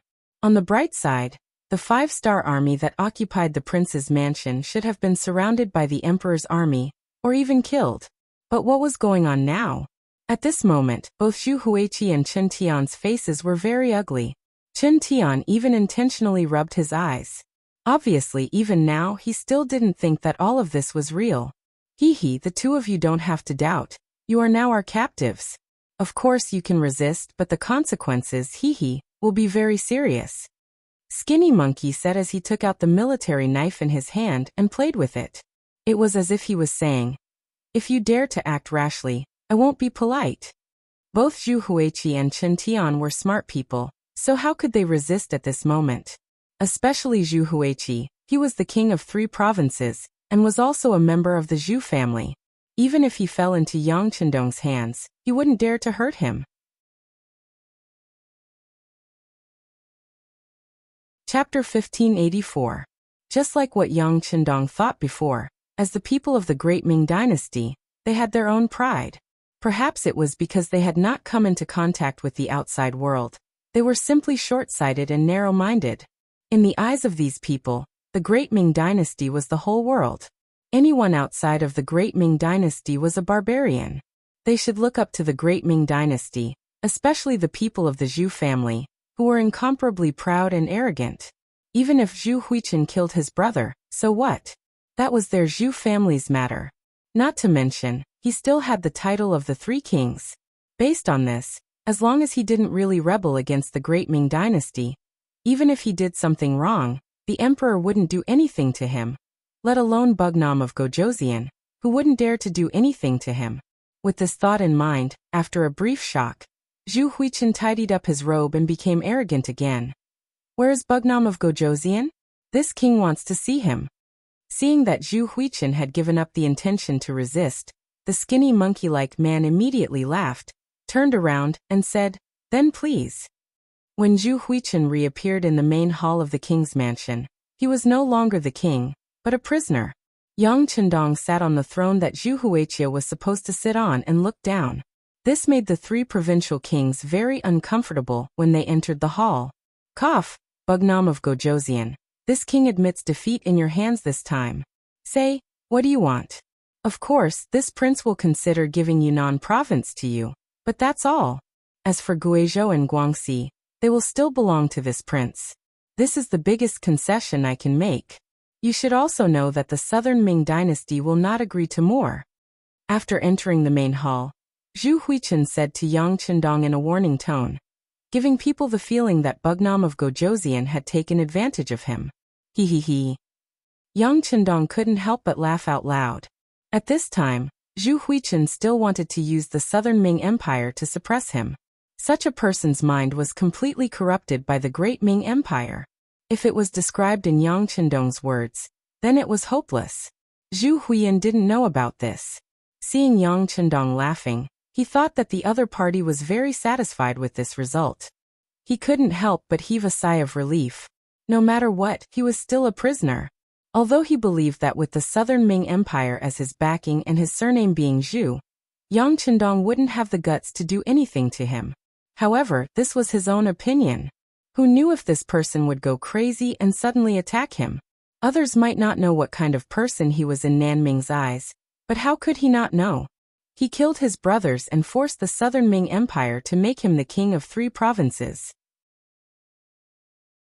It was hard to say that Zhu Qizhan didn't have any thoughts at all. Perhaps he could borrow Yang Qindong's hand to kill him, and Zhu Qizhan might even be happy. Alright, since that's the case, please send someone to send this prince out of the city. Don't worry, since this prince has lost this time, I will admit defeat. I won't send anyone to seize Yunnan province. Zhu Huiyan thought that he had the upper hand, and spoke with a magnanimous look. What he didn't know was that after these words, Yang Qindong couldn't help but laugh out loud again. When Chen Tian heard this laughter, his expression changed drastically. He had dealt with Yang Qindong more than once or twice, and he had never really gained any advantage. He didn't think that the other party would let things go so easily now that he had the initiative. Your Majesty, please don't say any more. Chen Tian felt that something was wrong. He stretched out his right hand, and gently tugged on Zhu Huiyun's sleeve as he reminded him softly, "HM? What's going on?" Zhu Huiyun also felt that something was wrong, but he couldn't figure it out. There was no need for Zhu Huiyun to figure it out because Yang Qindong had already opened his mouth and said, "Let you go? Zhu Huiyun, has your brain been eaten by a dog? Can't you see the situation clearly at this time?" "Ah, Yang Qindong, how can you say that? I'm a member of the imperial family with the surname Zhu, and I'm also the southern Ming Emperor's king of the 3 provinces. How can you slander me here? Are you not afraid of angering the southern Ming dynasty and sending an army to destroy you?" When he spoke to this point, Zhu Huiyun's voice unconsciously dropped a lot. In terms of righteousness, Yang Qindong was a subject of the great Ming dynasty. However, in reality, the current Yang Xie was already many times stronger than the great Ming dynasty. It was just that some people were unwilling to admit it. Then there was the problem. Even if Yang Qindong really did something to Zhu Huiyun, what did he do? Would the southern Ming dynasty start a war with Yang Xie because of this matter? Not to mention whether they could win or not. In the eyes of the southern Ming dynasty, Zhu Huiyun was not someone to be trifled with. He was not much different from a traitor. They probably wanted the 2 of them to fight, so how could they meddle in other people's business? This was also the reason why Zhu Huiyun's voice was getting softer and softer. After saying this, his aura was no longer as strong as before. Humph. Seeing that Zhu Huiyun had become more obedient, Yang Qindong began to flip out. "Zhu Huiyun, who do you think you are? If you didn't have a good family, what are you now? For power, you even killed your own brother and brother. Aren't you afraid that you won't be able to enter your ancestral grave after death? Aren't you afraid that they are waiting for you on the ground with resentment?" "Zhu Huiyun, this time, you invited this king to discuss matters. You said that as long as this king came and expressed his sincerity, you would give the 3 provinces to this king. You also said that this would prevent the people of the 3 provinces from experiencing the flames of war. Look, you make it sound so nice, but what is the truth?" "Ah." When Yang Qindong said the word, "ah," his voice raised by more than 2 octaves. Because of this, Zhu Huiyun's body trembled, and his head lowered even more. However, Yang Qindong had no intention of letting him off easily. He continued to say, "The truth is, ever since this king entered Yunnan Manor, you have always wanted to kill this king. You launched fierce attacks again and again. If it weren't for this king's strong warriors, I'm afraid that this king would be dead by now and end up like your brother and brother. Since you wanted to kill this prince, and now you've been captured by this prince, then tell me, do you think this matter will be resolved so easily? Ah. What do you want to do? Don't tell me you still want to harm this king?" Hearing this, Zhu Huiyun could no longer be an ostrich. "Harm you? Bah. You don't deserve it." Yang Qindong shook his head, then said in a resolute and unquestionable tone, "What's the difference between killing you and killing an ant? When the time comes, this king only needs to tell the world that you were afraid because you did something wrong and committed suicide in the king's mansion. I'm sure this result will convince a lot of people and make many people believe it. At that time, tell me, who will care about a dead person?" No. Zhu Huiyun's face changed drastically. It was not wrong for him to like power. In order to obtain power, he would do anything and kill countless people. However, this did not mean that he was not afraid of death. Killing others and being killed by others were two completely different concepts and results. What's wrong? Are you afraid? Seeing Zhu Huiyun's pale face, Yang Chendong knew that he had warned him enough. Next, it was time to ask for the result, which was what he wanted to know the most. Compared to this result, Zhu Huiyun's life and death really did not matter to him. He was just a king with the surname Zhu in the Great Ming Dynasty. In today's Great Ming Dynasty, there were dozens if not hundreds of kings like him. However, many of the kings were just in name. Not many people had the military power of 3 provinces like Zhu Huiyun. So what if he had the military power of 3 provinces? For Yang Chendong, who had already occupied Eastern Europe, the grasslands, Southeast Asia and Central Asia, these 3 provinces had never been in his eyes.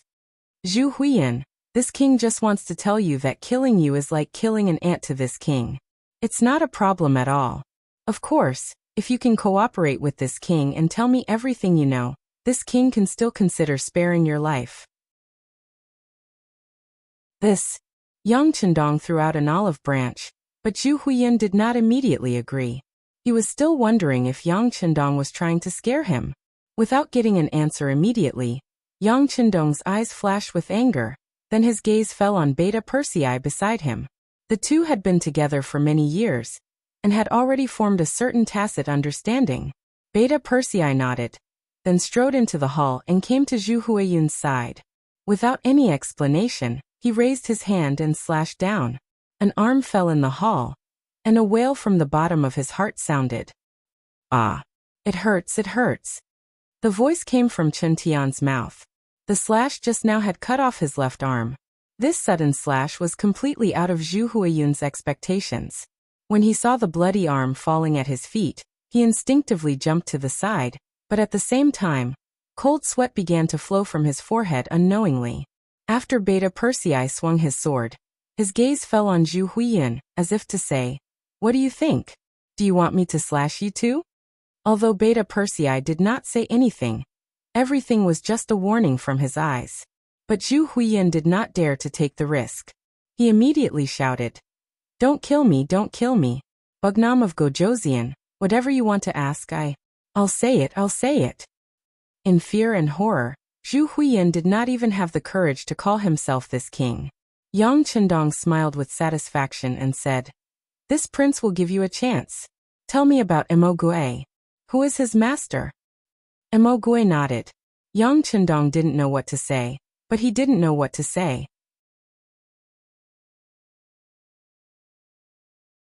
Chapter 1585. Compared to the external threat, Yang Chendong was more concerned about the traitor. He wouldn't be able to sleep peacefully until the traitor was eliminated. Now that Emogui was dead, the only person who had interacted with him was Zhu Huiyun. He had to get an answer from this person. With Chen Tian's missing arm in front of him, Zhu Huiyun naturally answered all the questions. However, he knew very little about Emogui, but he didn't dare to not answer, nor did he dare to speak carelessly. He could only give a detailed account of the first time he met Emogui, and the last time he met him. An hour passed. When he was done, Zhu Huiyun spread his hands and said, I only know that there is a mysterious force supporting Emogui. As for who it is, I really don't know. Yang Chendong naturally believed him. He didn't expect Zhu Huiyun to be so careful. Emogui had never mentioned the identity of his master. He originally thought that he would be able to find traces of his master. Now it seemed impossible. However, even though he believed that Zhu Huiyun wouldn't lie to him, it didn't mean that he wouldn't ask more. Chen Tiangong's bleeding had been stopped, and Yang Chendong had put the same problem on him. Chen Tian didn't know as much as Zhu Huiyun. However, in order not to get hurt again, he told Zhu Huiyun everything he knew. The facts proved that Zhu Huiyun wasn't lying. This result made Yang Chendong unhappy. There were still no clues about the traitor. Yang Chendong could only put it aside. Now that things had come to this, it was better to solve the problem of the 3 provinces first. Zhu Huiyun's capture meant that the overall situation was settled. Now it was time to tie up the loose ends. Chen Tian, I'll give you a mission. If you complete it well, you can live. If you don't need to keep your other arm. Chen Tian's face was still pale because he had lost too much blood, and also because he was scared. After knowing that Yang Chendong was daring and did not take him seriously, Chen Tian became as obedient as a dog and said, "Please instruct me, Bugnam of Gojoseon." Satisfied with Chen Tian's performance, Yang Chendong said, "I now order you to be this king's envoy. Go and meet General Meng Nung and persuade him to surrender." The prince's mansion was on fire, followed by thick smoke. This was a call for help. Everyone who saw this scene had different thoughts. However, there was one person who wanted to go back to help, but he no longer had the ability to do so. This person was General Wang Zhanjiang. Wang Zhanjiang was a typical general of the Great Ming Dynasty. He had a foolishly loyal heart. In his eyes, she had received Zhu Huayun's kindness, so she was his person in life and his ghost in death. Therefore, he was more anxious than anyone else when he saw that the Wang residence was in trouble. However, with the black cavalry firing their muskets on the inside and the traitorous soldiers and civilians on the outside, he was caught in the middle and was in a dilemma. If he couldn't even protect himself, how could he save others? Charge, send everyone. No matter what, we have to rush into the small courtyard. As long as we capture Bugnam of Gojoseon, everything will be solved. Wang Zhanjiang thought of the simplest way to solve everything, which was to capture Yang Chendong alive, and then use him to exchange for the 3 provinces king. Wang Zhanjiang gave orders like a madman, then led the army to charge. Under his lead, the remaining 10,000 soldiers of the 3 provinces army rushed toward the small courtyard like a tide. Even though they were constantly hit by firearms and fell to the ground in the process of charging, the tide of people was still like a wave without stopping. The power of firearms was greater in deterrence. When the opponents came without regard for their lives, the black cavalry, which had less than 500 people, finally felt a strong pressure. "Second brother, we can't go on like this. Let's break through." Dao Xiao hurriedly came to Beta Persei's side to ask for instructions. Up until now, the black cavalry soldiers' arms were sore, numb and swollen. Anyone who had been in the military or had experience with guns would know that shooting a gun was a very physically taxing thing. The continuous gunshots were also a test of the human body's physical fitness. This was because the black cavalry soldiers had better physical fitness. If it were an ordinary person, they would have been unable to shoot because their arms could not bear the force. A small number of the 500 black cavalry soldiers were injured, but most of them had reached their physical limits, especially when their arms were numb and they could no longer shoot. Even if they forced themselves to hold the gun, they had already lost their aim. Then let's break through. Beta Persei was also a little surprised by the stubbornness of the 3 provinces army, but fortunately, the young master was no longer here, so he did not have to stay here and not move. Organize those who can still shoot, and let them be responsible for covering the retreat of the others. We'll break through to the east. After Beta Persei gave the order, those who were supposed to set up the booby traps did so. The soldiers who were supposed to retreat also lined up, and the injured soldiers were supported by their comrades to the east. Beta Persei's decision was very decisive and caught the 3 provinces army off guard. The east side was the main target of the attack, and a hole was quickly opened. Beta Persei and the others took the opportunity to leave. General Wang Zhanjiang, who was left behind, finally rushed into the small courtyard with the soldiers. "Quick, surround this place. Don't let a single one escape." Finally, he rushed into the small courtyard. At this moment, Wang Zhanjiang's face was full of excitement. He seemed to see the scene of capturing Yang Chendong alive, and then saving Zhu Huituan, becoming the first hero. Boom boom boom. Boom boom boom. The booby traps left behind were triggered, causing a series of explosions. Hundreds of soldiers from the 3 provinces army were killed or injured by the explosions. But Wang Zhanjiang did not care about all of this. In his eyes, all of this was just the black cavalry's last resistance. Quick! Charge in! They don't have any power to resist. Charge in! Other than Wu Nenwang, kill everyone else. Kill them all. After losing so many people, he could finally get his revenge. Wang Zhanjiang had been suppressing his anger for a long time, but it was destined that his idea would not come true. When Wang Zhanjiang rushed into the small courtyard with the soldiers from the 3 provinces, he saw that there was no one there. Not to mention Yang Qindong's figure, there was not even a corpse of a dead 5-star army soldier. What's going on? Faced with this result, Wang Zhanjiang felt his mind go blank. He could not understand why this was happening. Reality did not give him more time to think, because soon after, a soldier came to report that the courtyard was surrounded by the rebel army and civilians. In other words, they were now the prey and had nowhere to run. How many people do we have left? Wang Zhanjiang's face changed when he heard that they were surrounded. But he did not give up on the idea of breaking out. As long as he still had his strength, there was still a chance for him to break out. General, we only have about 3,000 people left. This answer made Wang Zhanjiang's face change. Then, like a zombie that had its energy sucked out of his body, he fell to the ground with a plop. He knew that this time, it was completely over. Nearly 15,000 soldiers fought with no regard for their lives and did not care about the heavy losses. Until now, there were only about 3,000 people left. On the contrary, there were more than 20,000 rebels and civilians outside. He knew that this was a complete failure. Wang Zhanjiang did not believe that the 3,000 people he brought with him would have the strength of the black cavalry to be able to break out of the heavy encirclement. The general had lost his fighting spirit and hope. The other soldiers looked at each other, and also lost their fighting spirit. Some of them even looked at Wang Zhanjiang, and were ready to make a move. It was every man for himself, and it was time for him to fight for himself. A few hours later, around noon, the soldiers under Wang Zhanjiang's command rebelled, and he was killed in the courtyard. No one would have thought that the place that was supposed to be Yang Qindong's burial ground would become Wang Zhanjiang's burial ground. With Wang Zhanjiang's death, the remaining soldiers from the 3 provinces abandoned their weapons and surrendered. They were taken over by Chenghu's soldiers and civilians. This was not the only piece of good news. Chen Tian also brought Meng Ning over. After learning that the 5-star army could keep him and his family alive, and that he could keep 10% of the wealth for his own use, Meng Ning chose to surrender. The exception was the 10,000 Miao soldiers outside the city.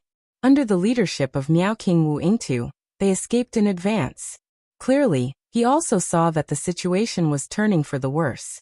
However, considering the various conflicts he had with the 5-star army, he did not believe that the other party would let him off so easily. Thus, he chose to flee, choosing to head to the Chuxiong Manor to meet up with General Luo Guan, Brigadier General Rajiv, Azad, Hak and the others. In just one night, Yunnan Manor changed hands. The original owner, Zhu Huihua, became a prisoner, and Yang Qindong, who was surrounded and killed, became the owner here. Beta Persei rushed to Yang Qindong with a telegram and reported, "Young master, the latest news is that 80,000 enemies have appeared in the west of the city. They are heading towards Yunnan Manor. If there are no accidents, they will reach the west wall in 2 hours." Previously, Beta Persei led the Black Cavalry to break out of the encirclement, and then met up with Commander Cheng Hu and the others who were outside. Then he came to the 3 provinces and walked to Yang Qindong's side. It was also because of Beta Persei's timely breakout that the Black Cavalry did not suffer any major losses. After a few days of fighting, the 500 Black Cavalry only lost 3 people in battle, and more than 20 were injured. Most of the soldiers were just overly tired. Once they had enough time to rest, they would immediately be full of energy. 80,000? After Yang Qindong heard this, his expression did not change. He knew that this was the last force that Zhu Huihua left in Yunnan province. There was nothing to be afraid of against an enemy that had no backup. As long as they defended the city and stabilized the situation, victory would eventually be theirs.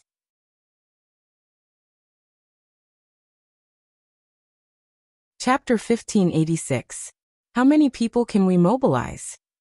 Yang Qindong asked Beta Persei, thinking that they would need an army to defend the city.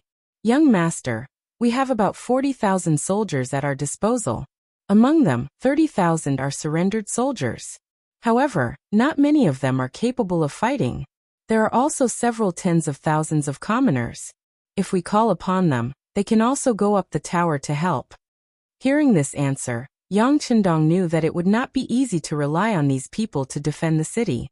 So he continued to ask, "Where are our reinforcements?" The closest one is the 20,000 reinforcements led by Yao Ingjun. They have already arrived at Chujing Prefecture in the northeast. They will arrive before noon tomorrow. The fastest one is the world's first cavalry army. They have already passed Yuanjiang Prefecture. If there are no accidents, they will arrive tomorrow night. There are also the other main reinforcements. They will arrive in about 2 to 4 days. Beta Persei reported to Yang Chendong with the timetable calculated by Wang Shan. So, we can only rely on ourselves from today until noon tomorrow? When Yang Chendong said this, the corner of his mouth trembled slightly. He thought to himself, this is good. Let the people here see the cruelty of war, and let them know that peace is not easy to come by. Beta Persei, go find Yang San and Commander Cheng Hu. Send out all the surrendered soldiers from the 3 provinces, as well as the civilians who can go up the city. Let them go up the city. Don't be afraid of spending money, and don't be afraid of dying.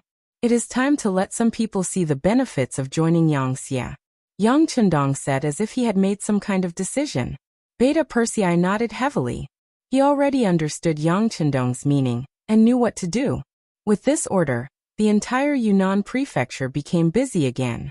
Yang San, who had been hiding in the dark, also appeared in front of everyone with a group of secret agents. They began to mobilize the civilians to go up the city tower to defend the city.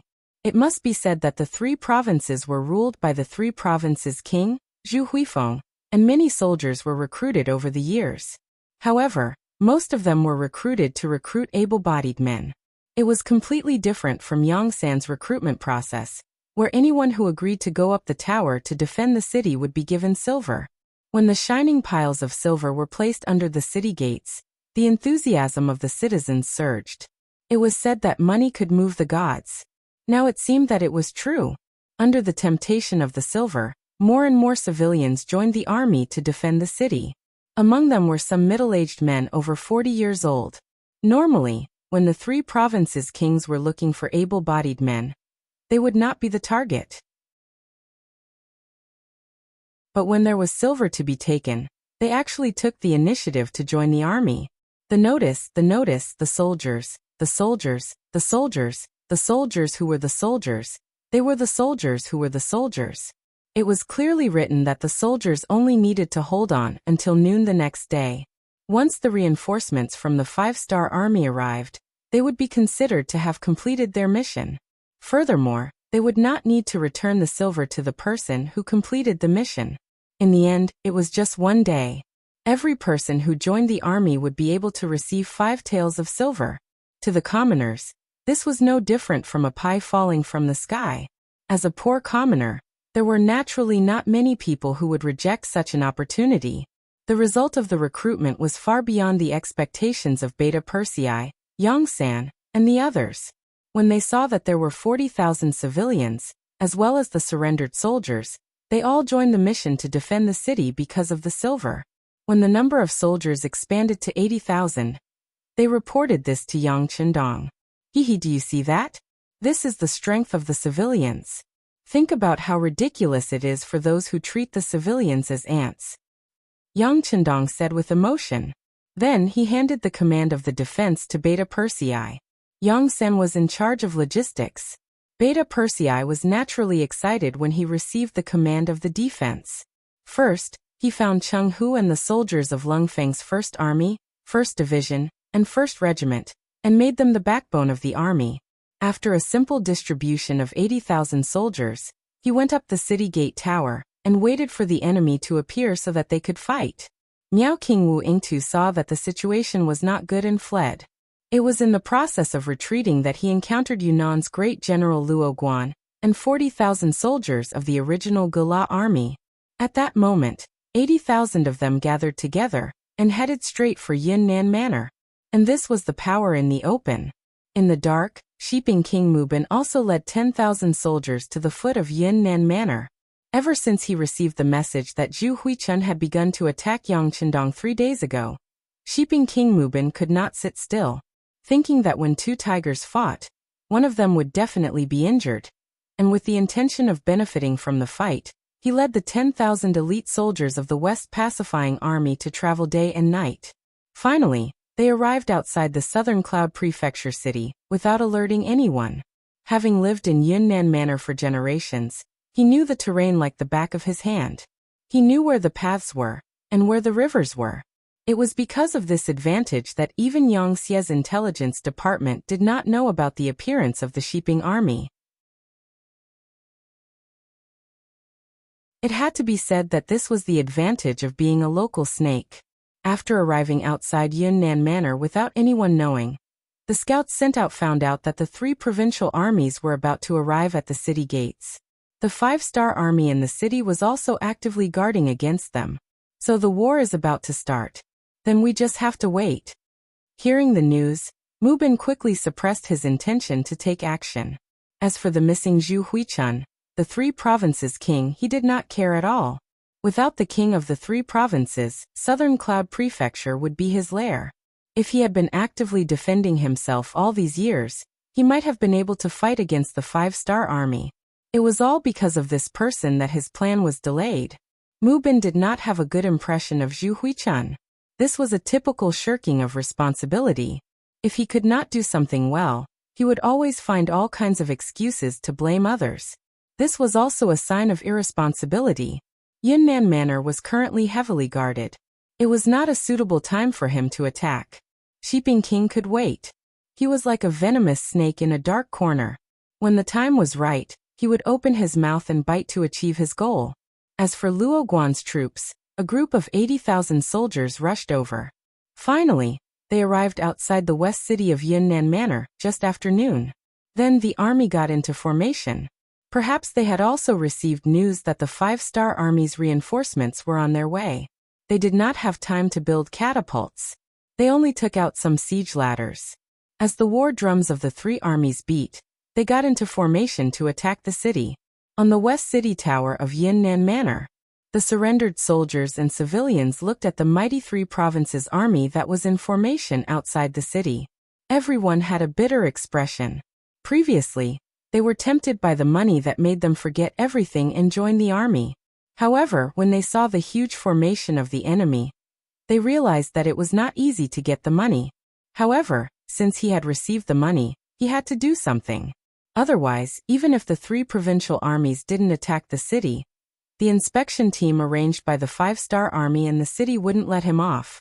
Forget it. Let's do it. There are so many of us. Let's not be afraid. Even if they could not figure it out, the soldiers had to think it through. When they saw so many of their comrades standing around them, they could only cheer themselves up. This was also the thought of many of the soldiers guarding the city. Beta Persei and Yongsan also saw this scene. Haha.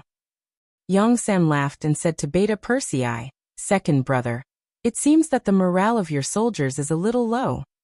They are all new recruits. Many of them have not even seen blood. It's not a big deal for them to behave like this," Beta Persei said magnanimously. Although the morale of his 80,000 soldiers was indeed low, Beta Persei was not worried that the 3 provinces' army outside the city would attack the city. After all, the military strength of both sides was basically equal. In addition, they were the ones defending the city, so they had a natural advantage. Among the soldiers, there were the backbone of the Cold Front Regiment.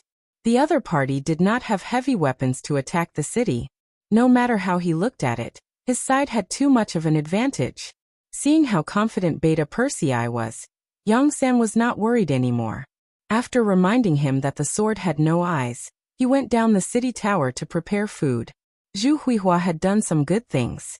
For example, there was a lot of food stored in the city's warehouse.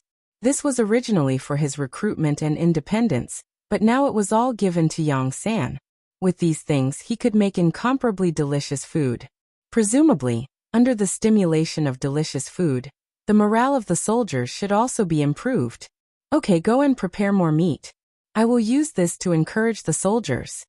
Beta Persei naturally knew the importance of food to the soldiers. He smiled and sent Yongsan away. Then he ordered someone to call Cheng Hu and instructed him that if the city tower was in danger, the backbone of the Cold Front Regiment would have to personally come out and kill the enemies on top of the city. Second brother, don't worry. It's only because the 6th young master didn't allow firearms. Otherwise, we wouldn't even need these people. Our cold front regiment alone is enough to defend the city without losing it. If it's done well, we can even launch a counterattack. Chung-Hu replied confidently, Haha, I know your cold front regiment is powerful. However, the 6th young master also wants these people to see blood. Sometimes, no amount of education is as good as experiencing it yourself. So let's not use firearms. Unless the situation is out of our control, tell the soldiers that no one is to use firearms. Beta Persei of course knew how powerful the Cold Front Regiment was. This regiment, which was called a typical regiment by the outside world, was only second to the Black Cavalry in terms of combat ability. The city tower was ready. The soldiers of the 3 provinces outside the city also launched their attack. They already knew that the defenders were made up of surrendered soldiers and ordinary civilians. There were no real elite forces like the 5-star army. This made them feel relieved.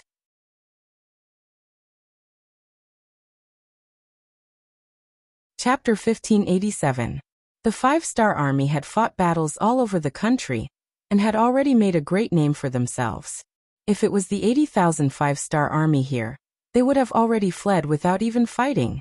However, the 80,000 surrendered soldiers and commoners were completely different. In their eyes, they were a proper army. If they couldn't even defeat these 5-star army, then all their training would have been in vain. Therefore, when they charged, the might of the 3 provinces' army was still very fierce. They didn't care about the arrows that were shot down from the city tower. They charged up the city walls with minimal losses, then set up countless scaling ladders, and began to attack the city. Commoners who hadn't been trained could only shoot arrows. As for how far they could shoot and whether they could hit people, it was still too extravagant. Therefore, in the first wave of counterattack, the defending side didn't perform well. It wasn't until they saw countless scaling ladders on the city tower that countless enemies began to climb up with the help of the scaling ladders. When some of them were about to charge up, the defending soldiers became afraid. They didn't dare to imagine how many of them could survive in close combat. Don't panic. Take the prepared sleepers and throw them down. Quick. Chung-Hu was in charge of commanding the front lines. Seeing the enemy attack so smoothly, he couldn't help but shout out anxiously. Under his shout, Feng Zhan, Wang Jinlong, Su Digang, Hu Jun, Sun Dawei and the other battalion commanders hid in the crowd and played their roles. Countless sleepers were thrown down from the city tower, smashing into the heads or bodies of the soldiers of the 3 provinces who were climbing up with the help of the scaling ladders. One by one, black figures fell from the sky and let out miserable cries. The sleepers' attack disintegrated the first wave of attacks of the 3 provinces' army. After throwing down over 1,000 corpses, the 3 provinces' army had no choice but to retreat. The first wave of attacks of the enemy was defeated so easily. The cheers of tens of thousands of people could be heard from the city tower. Obviously, the victory came so quickly that it greatly exceeded the expectations of the defending soldiers. Especially the commoners. They were originally a little nervous, but now they realized that the battle wasn't as difficult as they thought. Their confidence began to swell, and their morale began to rise. However, the experienced officers like Chung-Hu did not let down their guard. They knew that this was just a probing attack by the enemy, and the bitter battle was still to come. Despite the failure of the first wave of attacks, the soldiers of the 3 provinces did not show any signs of low morale. It was just a probing attack. This was a common tactic. He really didn't know why the civilians guarding the city were cheering so enthusiastically. Those who didn't know would think that the enemy had eliminated their main force. That's enough. You've all seen it just now. The soldiers guarding the city have mediocre combat strength. The arrows they shot were weak and powerless. This kind of army can't possibly be a match for our elite regular army. So from now on, I ask everyone to buck up and unleash your strongest combat strength. As the one who led the most troops, Rajiv undoubtedly became the leader of the crowd. He looked at the other generals as he spoke, as if his words were military orders. Of these 80,000 men, Rajiv led 30,000 men, Luo Guan led 20,000 men, and Azad Hak and Wu Yingtu led 10,000 men each. Thus, they managed to gather an army of 80,000, forming a sizable force. Because his country, Bangra, had already been destroyed by the 5-star army, and his country had also announced its surrender. At this moment, Rajiv was already homeless. Now he had no way to escape except to trust the king of the three provinces, Zhu Huihua. Until now, he still didn't know that Zhu Huihua had been captured by Yang Qindong. He still wanted to rush into Yunnan Prefecture, drive the 5-star army out of here, and then find Zhu Huihua as soon as possible. Then both sides would cooperate. This way he would have a place to live. All of this was due to Rajiv's own thoughts. As the king of the three provinces, even if he couldn't beat the enemy, he still had a way to save his life. Perhaps Zhu Huihua was now hiding in a corner of Yunnan Prefecture, waiting for him to rescue him. The generals were now homeless. Only by uniting could they form a joint force and not be easily bullied. It was under such circumstances that Rajiv took the initiative to stand up. No one had any doubts and were willing to listen to his command. Now that Rajiv had given the order, everyone knew that under the current situation, they could only survive by taking down Yunnan Prefecture and saving Zhu Huihua. Therefore, no one had any objections and agreed to this decision. When the force was concentrated in one place, it was still very powerful. When the army launched another siege, it was no longer a probing move. Instead, it was a real assault. More and more soldiers rushed to the city walls and began to climb up using scaling ladders. More and more wooden sleepers were thrown down. This was not the first time they had used these ladders. Not good, the pillows are useless. After throwing out the wooden sleepers, many people found that the effect was not as good as they had expected. Although the three provincial armies also suffered casualties, they did not retreat. Instead, they continued to climb up the ladder. Many people began to panic. Don't panic, throw down the kerosene. Feng Zhan and the others in the crowd looked at the performance of the people and sighed. Fortunately, they were not soldiers under their command. Otherwise, they would have trained them well and let them know how red the flowers were. With this shout, countless kerosene was poured down from the sky and poured on the soldiers of the three provinces who were still under the ladders. Waves of mournful screams were heard. The siege, which had been going smoothly, could not help but stagnate. This was a real siege in ancient times. Without powerful heavy weapons like cannons, every time they wanted to attack a city, they would have to pay a heavy price. With the help of the kerosene, the three provinces were once again defeated. The people on the city wall could not help but cheer again. The 2 consecutive victories made them look down on their opponents again. However, what they did not know was that both the kerosene and the pillows were auxiliary weapons to defend the city. In the end, if they wanted to defend the city, they still needed to rely on force. As expected, after a short break, the third siege began. This time, neither the sleepers nor the kerosene were intimidated by the soldiers of the three provinces. A small number of them began to rush up the city walls. For the first time, the two sides engaged in close-range combat. Because the three provinces were the ones attacking the city, there were not many soldiers who rushed up the city wall tower. In the end, they were all beaten down by the people and the surrendered soldiers. If not for this, in a one-on-one battle, the defending side would have lost. After a few consecutive charges, both sides suffered losses. When the sky turned dark, the two sides temporarily stopped fighting. They began to eat and accumulate strength. Yang San, the chief steward in charge of logistics, came. Under his leadership and organization, countless women in the city got busy. They prepared a large amount of delicious food and sent it to the city gate tower. There were fresh soup and meatballs, which really filled the soldiers' stomachs. Everyone, eat your fill. There is plenty of food. Only when you are full will you have the strength to fight. When we win, everyone will be heroes. There will be even more delicious food waiting for you. Yang San ordered people to carry the food up while encouraging everyone. The fragrance of the meat spread in all directions. When the soldiers smelled it, they involuntarily swallowed their saliva. All these years, it was said that the southern Ming Dynasty ruled this place. However, in reality, Zhu Huixin, who held the military power, was the real ruler. He was a person who only had ambition and political means. He did not have the slightest idea of developing the economy. Under Zhu Huixin's rule, food had to be imported from Yangtze most of the time. It was easy to imagine what kind of life the people here were living. It was not an exaggeration to say that every year when spring came, even the tree bark would be gnawed off. Under such circumstances, it was easy to imagine the lives of the people. Not to mention eating meat, they had not even eaten rice for a long time.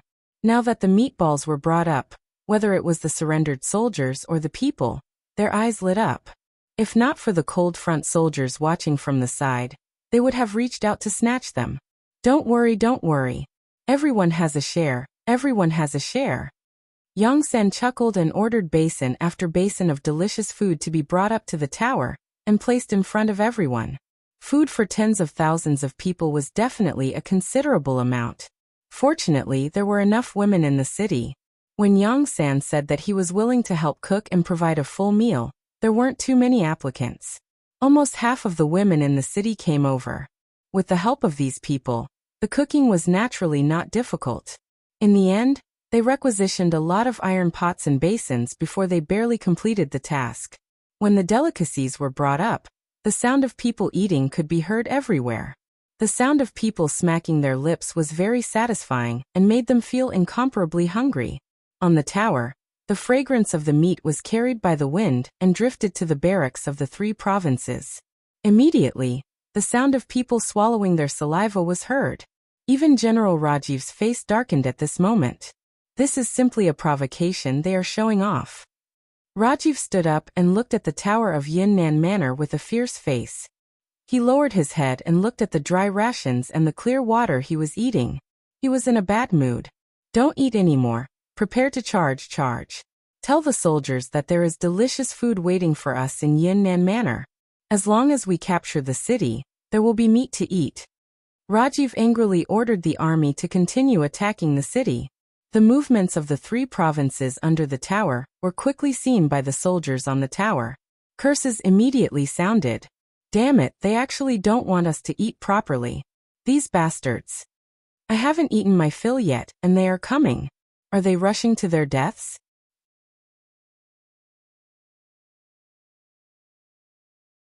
Chapter 1588. Cutting off my food supply is the same as killing me. Come, watch how I chop off your heads and kick them like a chamber pot. On the city tower, more and more soldiers expressed their dissatisfaction. In an instant, the crowd was enraged and the soldiers' morale rose by a few steps. Looking at this scene, Yongsan chuckled and immediately said, "Everyone, don't be anxious. Fight well. There will be supper delivered in the middle of the night. However, everyone must defend and not let the enemy attack. Otherwise, not only will there be no food to eat, even the safety of your family in the city will not be guaranteed." Hearing that there would be supper at night, many soldiers immediately felt their bodies were filled with energy. One by one they shouted, "Don't worry, with us here, we will defend our home. With this meal, our lives will be sold to the 5-star army. Yes, we will definitely defend the city with our lives and not let the 3 provincial armies take a step forward. Defend Yunnan Manor with our lives and kill all the enemies. Defend Yunnan Manor and kill all the enemies." On the city tower, the morale of the soldiers was even higher. Under such circumstances, the 3 provincial armies launched a siege. One could imagine what the outcome would be. In the following process of the charge, the soldiers of the 3 provinces truly experienced what it meant to change. It felt as if their opponent had suddenly changed. After countless of their comrades had died in battle, Yunnan Manor still stood in front of them without any signs of wavering. After a night of fierce battle, the 3 provincial armies showed a trace of fatigue. Originally, they thought that after their 80,000-strong army arrived at Yunnan Manor, they would be able to easily take down the city. After all, the news said that Yang Chendong only brought 500 black cavalry with him. Even if they had enviable firearms in their hands, this small number of people was only enough for them to protect themselves. Who would have thought that after fighting until now, not only had they not taken down Yunnan Manor, they had not even seen the person in charge. Their opponents were just some surrendered soldiers who had no choice but to, in addition to some ordinary citizens in the city, and the older ones. This kind of blow really made Rajiv and the others a little disappointed. They even began to doubt their own fighting strength. What's going on? How is it that Yang Chendong is able to unleash such powerful combat prowess? General Luo Guan asked in the main tent with a puzzled expression. Since it wasn't that his combat power wasn't good enough, then he could just find another reason to blame it all on Yang Chendong's command. This was a very good choice. No one knew how to answer this question. The morale of the people in the tent began to plummet. In fact, things were not as bad as they had imagined. As the defenders of the city, they had also paid a heavy price.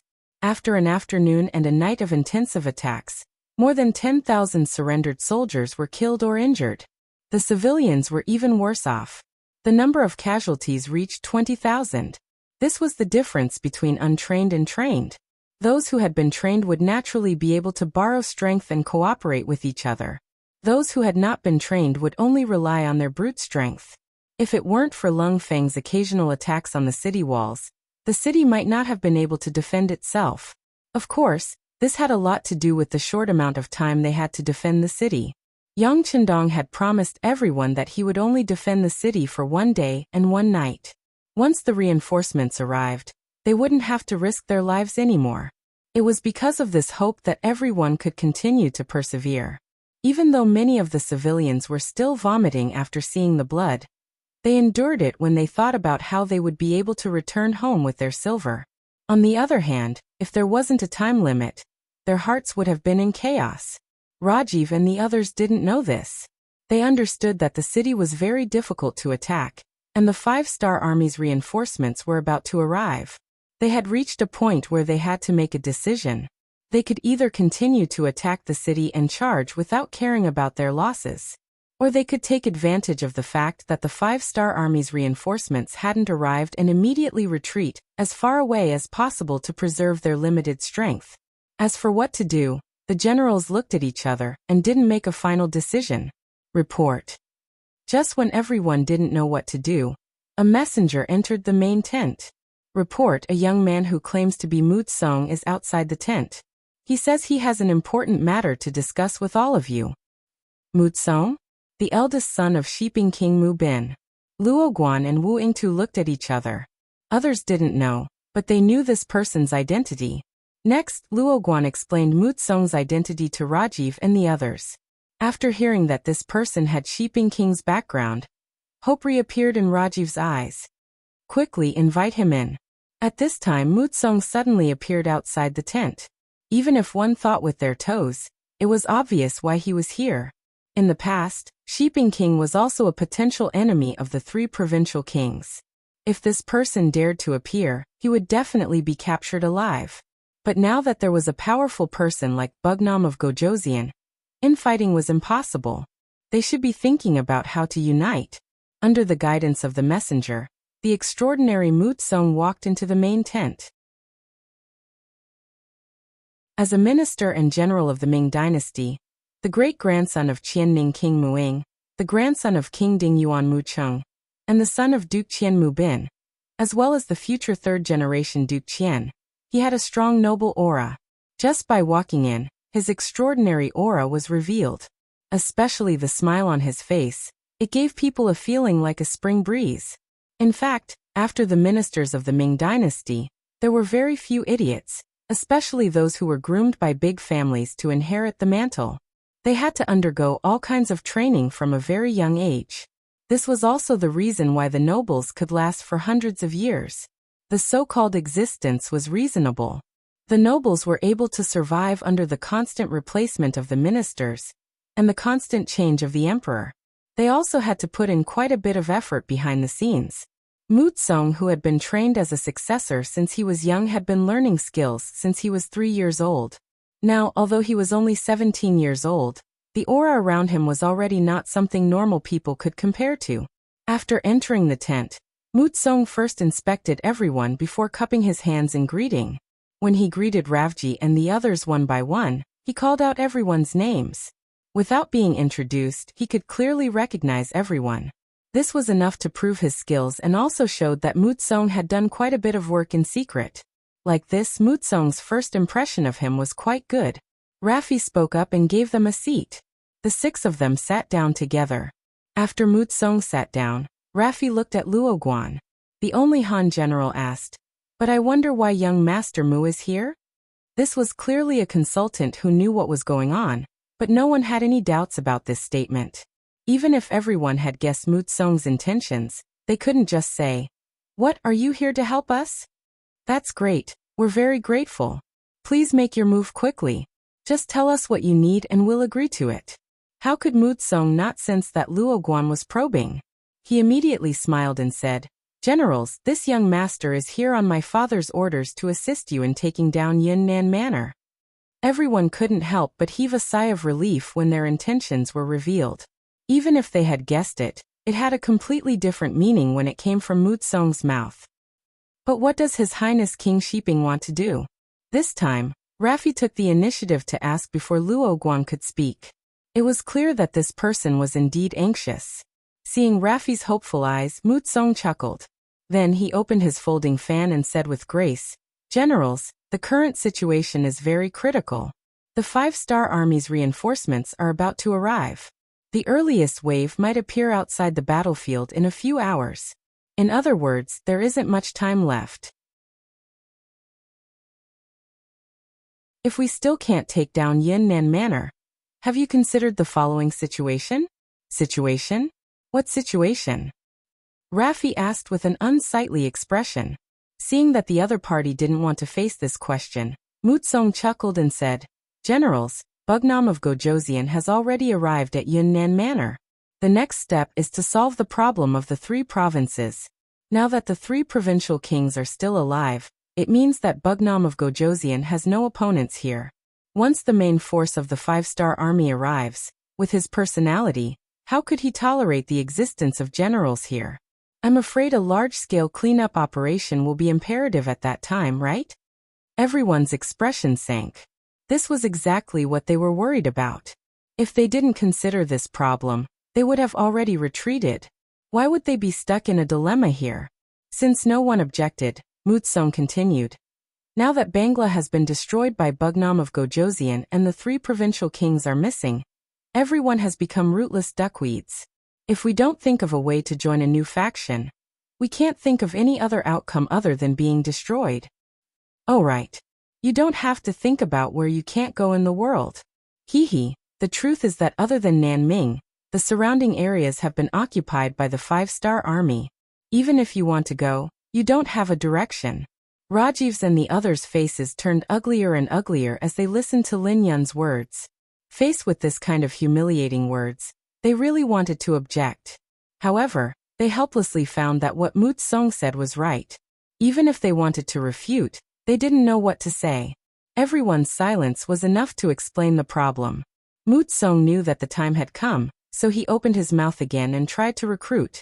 "Generals, there are only 2 paths in front of you now. First, immediately surrender to Bugnam of Gojoseon, and you might be able to keep your life. But forget about glory and wealth. To be honest, with your actions and the fact that you attacked the city, it's already good enough that you can keep your life. As for the second path, it's to join my banner. As long as you're willing to join, you'll be a general of Nanming. My father can guarantee your safety in your current position. After all, no matter how powerful Bugnam of Gojoseon is, he's still a subject of the Great Ming. How can a subject provoke his master?"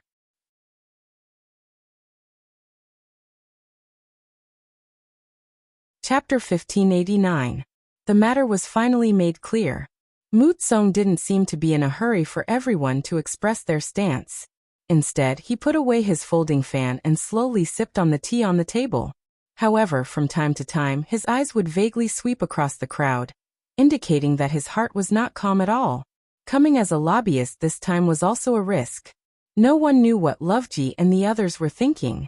What if they were prepared to surrender to Yang Chendong? Then wouldn't he be walking right into a trap and be captured to take credit?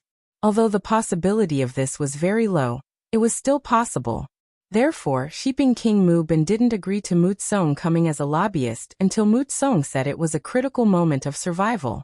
Yunnan Manor was where the Mu family had lived for generations. Without this place, they would have no roots, no weight, and no influence in the southern Ming Empire. For the Mu family's future, and to thank the great Ming Empire for their kindness to their ancestors, this risk was worth taking. That was why Mu Tsong appeared here. That was why he said those words. But in reality, his little heart was pounding rapidly. He was even prepared to die for a noble cause. Even if he died, he couldn't fall into Yang Chendong's hands and let Bugnam of Gojoseon use him to threaten his royal father. Mu Tsong carefully observed everyone. At this moment, everyone was seriously considering Mu Tsong's words. As he said, they really didn't have any other choice now. Disregarding everything else, it was indeed as the other party had said, they had no way out. If they couldn't take down Yunnan Manor and rescue Zhu Huiqiang before the Five-Star Army's main force arrived, then they really wouldn't have a place to live in the future. Could they rescue Zhu Huiqiang just by taking down Yunnan Manor? Who knew if this person was alive or dead, or had fallen into Yang Chendong's hands? If it was the latter, they probably wouldn't be able to find Zhu Huiqiang, even if they took down Yunnan Manor.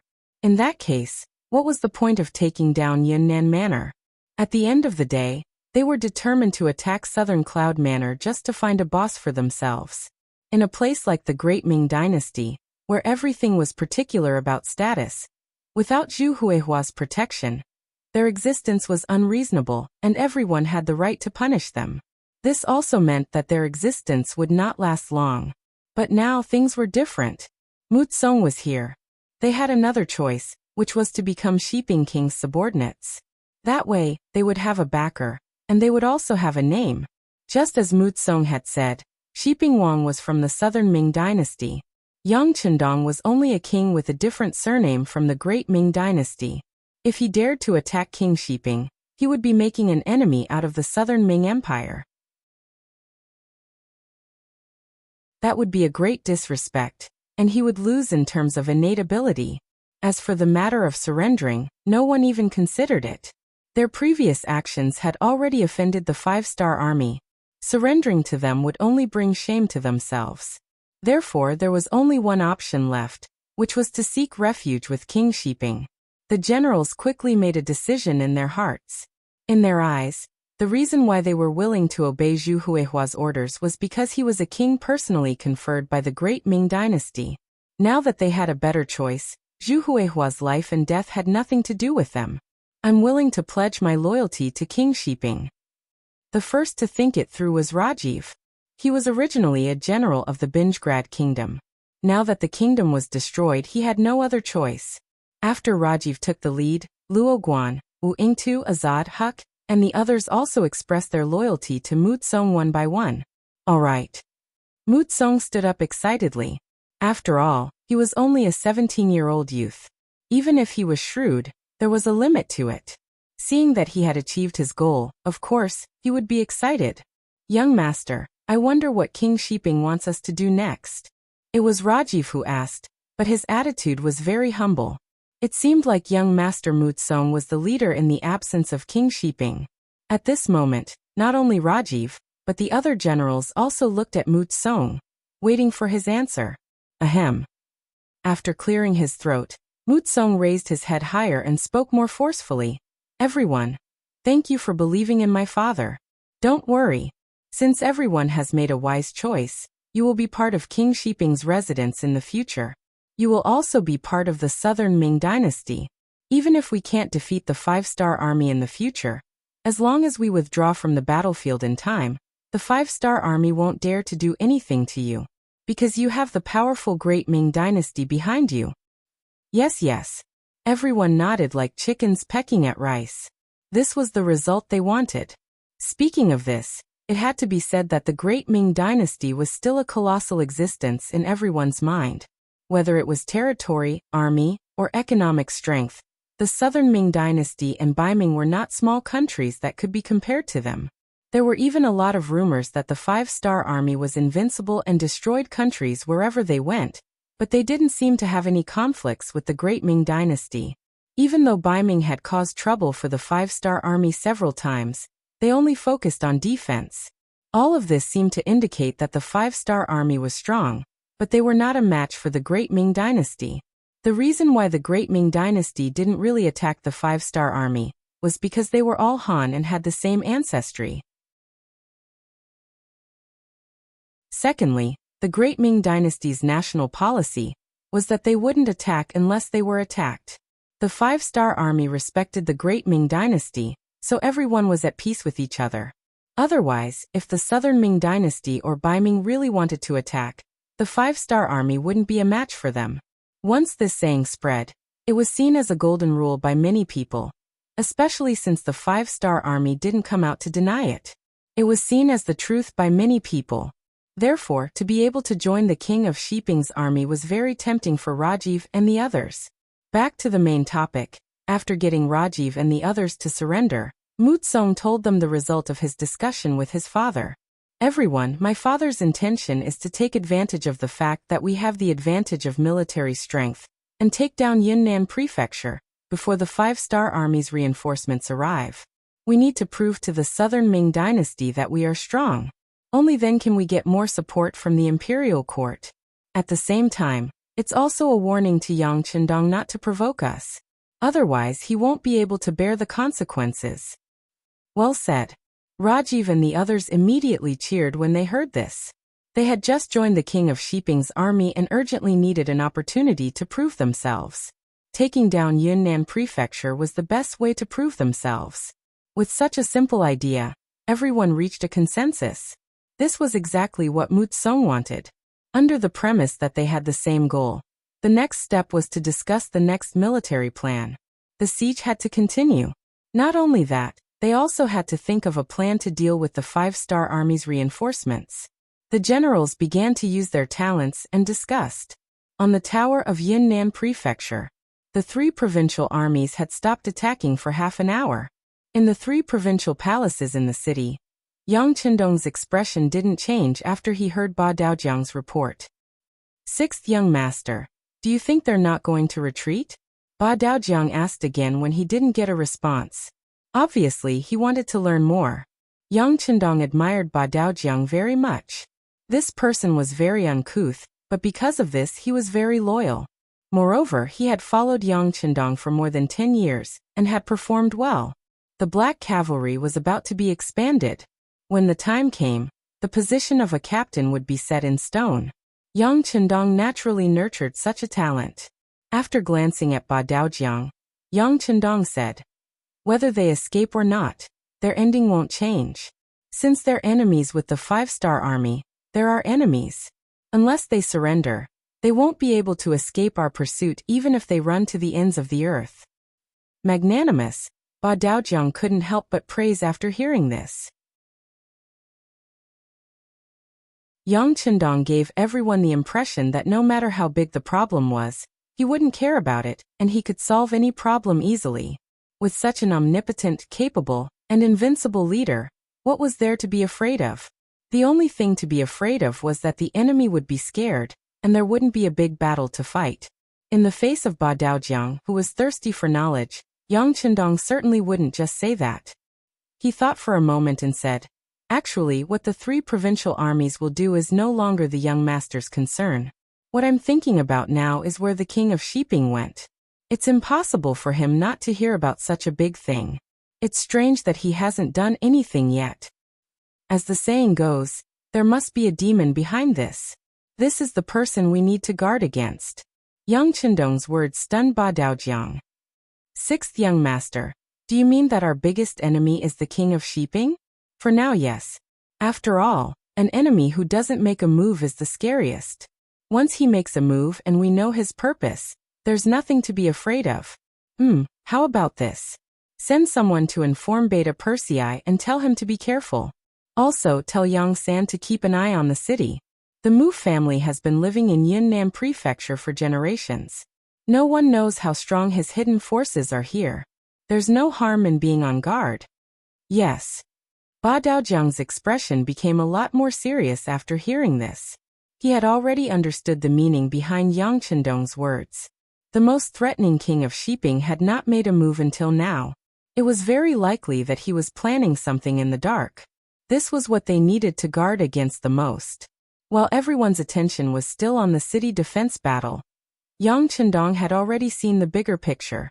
Ba Daojiang felt that he still needed to learn to be vigilant in times of peace. He needed to learn to be vigilant all the time.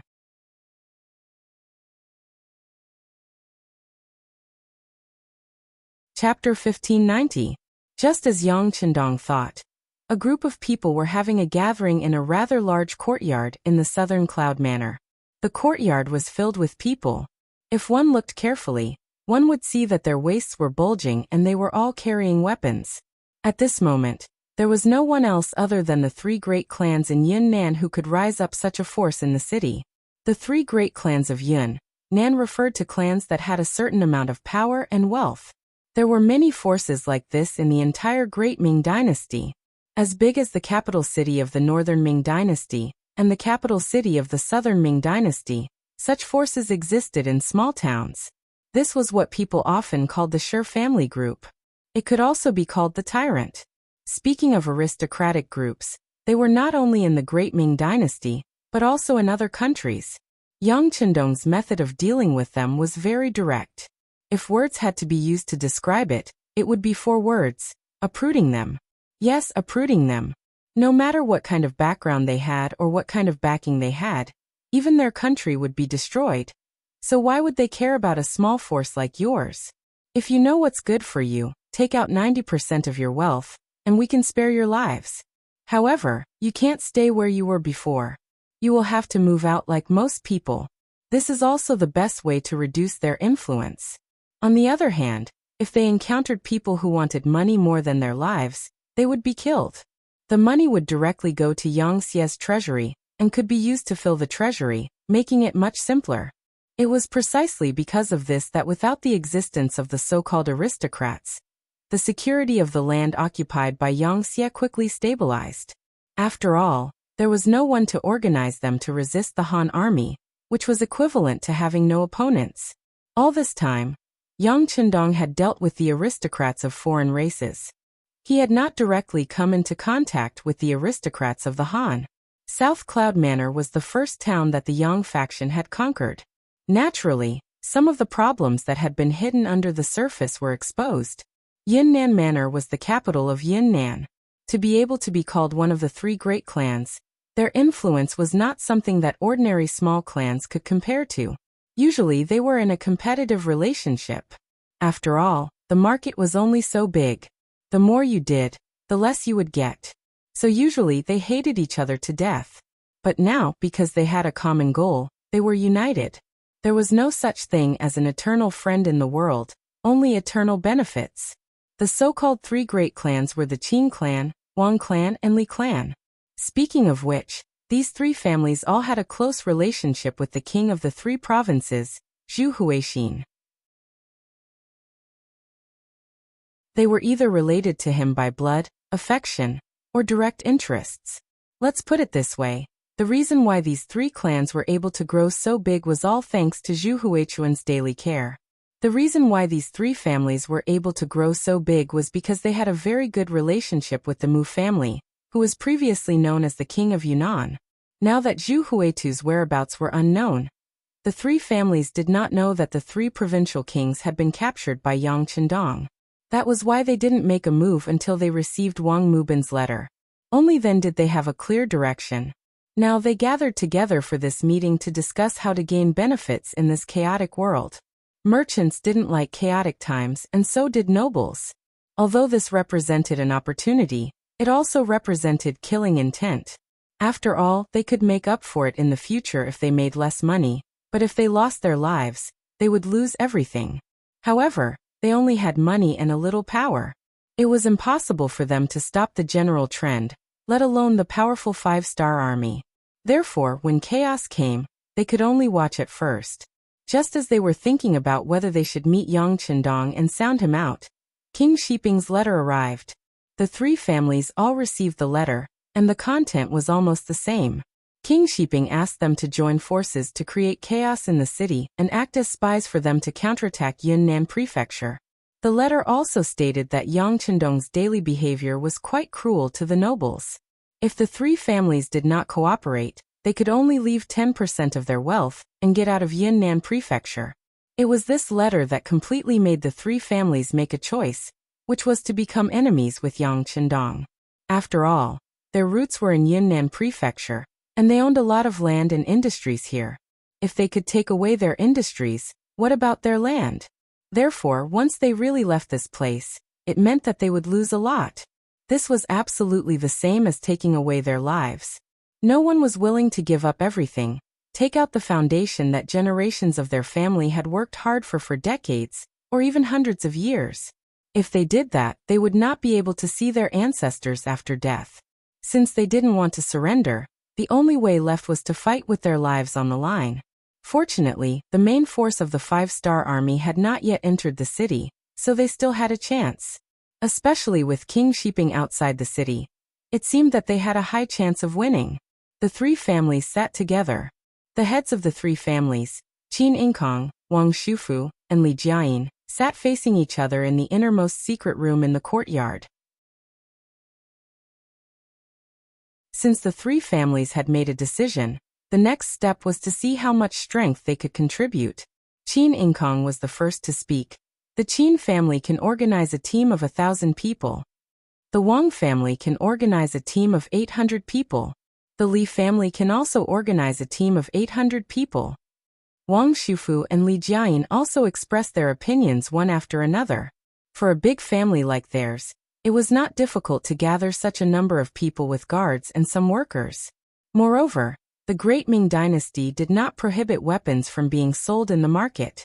It only prohibited armor from being sold in the market, so weapons were not a problem for them. With the strength of nearly 3,000 people in hand, the three heads of the big families looked at each other with a faint expression of excitement. They knew that once this matter was completed, they would definitely be great contributors. Their achievements in the future would definitely be greater than now. If they could even capture or even kill Bugnam of Gojoseon alive, it was very likely that they would be heavily rewarded by the imperial court of the Southern Ming Dynasty. That's right, the target of the three families was Yangchendong, which was the original king residence of the three provinces where he was now. At this time, the defense of the king residence of the three provinces could be said to be extremely weak. All the forces that could be used were sent to the city tower to guard the city. This caused the defense of the king residence to be less than 1/10 of the usual. This was the time for them to attack. Under a surprise attack, with the advantage of numbers, it was very likely that they would succeed. If that was the case, not only would the king of Shiping thank them, but the emperor of the Southern Ming Dynasty would also thank them. After all, Yangchendong's existence was a huge threat to everyone. With the soldiers in hand, the next step was to discuss the invasion plan. Based on the three families' understanding of the Southern Cloud Prefecture, they quickly formulated an invasion route to ensure that the army would be placed outside the king residence of the three provinces without attracting any attention, and launch a fatal attack. Since there was time, the three heads then went to make arrangements. For example, the distribution of weapons and raising of morale required time. Therefore, they set the time for the attack to be 4 hours later, which was before noon. Yangchendong was completely unaware of all this. Not only did he not know, but Yangsan also did not receive any news. Compared to the three families that had been in the Southern Cloud Prefecture for many years, Yangsan's security bureau was considered an outsider. It was not difficult for them to hide some things. At this time, Yangsan also received Yangchendong's instructions. Then he arranged for scouts to go outside the city. Since the young master said that the king of Shiping was likely to be here, of course, he would go and find out where the king of Shiping was. Yangsan was on the move, but at this time, the army of the three provinces outside the city had a bigger military operation, which was to ambush the first reinforcements of the 5-star army, which was the troops of Yao Ingjun from Guizhou province. Taking advantage of the fact that they were the closest, Yao Ingjun persuaded Jiang Wuqing to surrender, and led 20,000 troops straight to Southern Cloud Prefecture. The vanguard general of this army was Jiang Wuqing.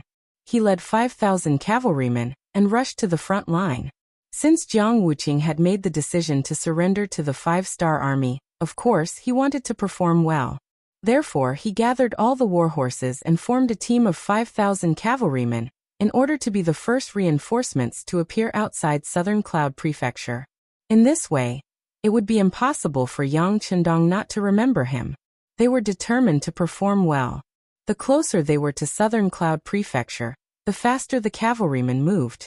Gradually, they pulled away from Yao Ingjuan's 15,000 infantrymen, and appeared at the place where the Mu family set up an ambush. After Rajiv and the others decided to surrender to the king of Shiping, the army of the 3 provinces was changed to the Mu family army. In a short period of time, they changed their name again. Originally, they were called the Bengal Army, then the 3 provinces army, and now they were called the Mu family army. Perhaps it was because the name was changed too frequently that everyone simply did not care. After the name change, Mu Tsong was given the authority to lead the troops. He first arranged for Angela and Miaoing to continue to lead the troops to attack Southern Cloud Prefecture. He asked them to create a commotion to confuse the 5-star army. Next, he brought Luo Guan, Azad, and Huck along with their 20,000 soldiers to set up an ambush on the official road from Tsujing Prefecture to Southern Cloud Prefecture. This time, Mu Bin had made a good plan. He had only sent out 10,000 soldiers, but he had used righteousness to recruit more than 50,000 helpers. In this battle, no matter if he won or lost, he would not suffer too much loss. He could even take the opportunity to weaken the strength of these surrendered generals. Wasn't that perfect? He only had 10,000 soldiers, while Rajiv and the others had more than 50,000 soldiers. If the other party wanted to rebel against him, wouldn't he have no way to stop them? Now, whether it was a siege or an ambush, it was a good way to weaken the enemy's strength. When Rajiv and the others don't have enough troops, they would trust Zhao Hai more and be more obedient.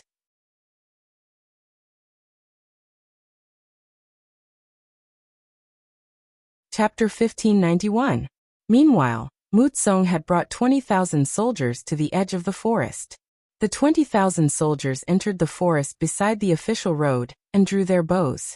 They were ready to attack at any time. This was the first battle after joining Shiping. Everyone wanted to perform well to raise their status. The 3 generals all wanted to perform well. They were all on high alert.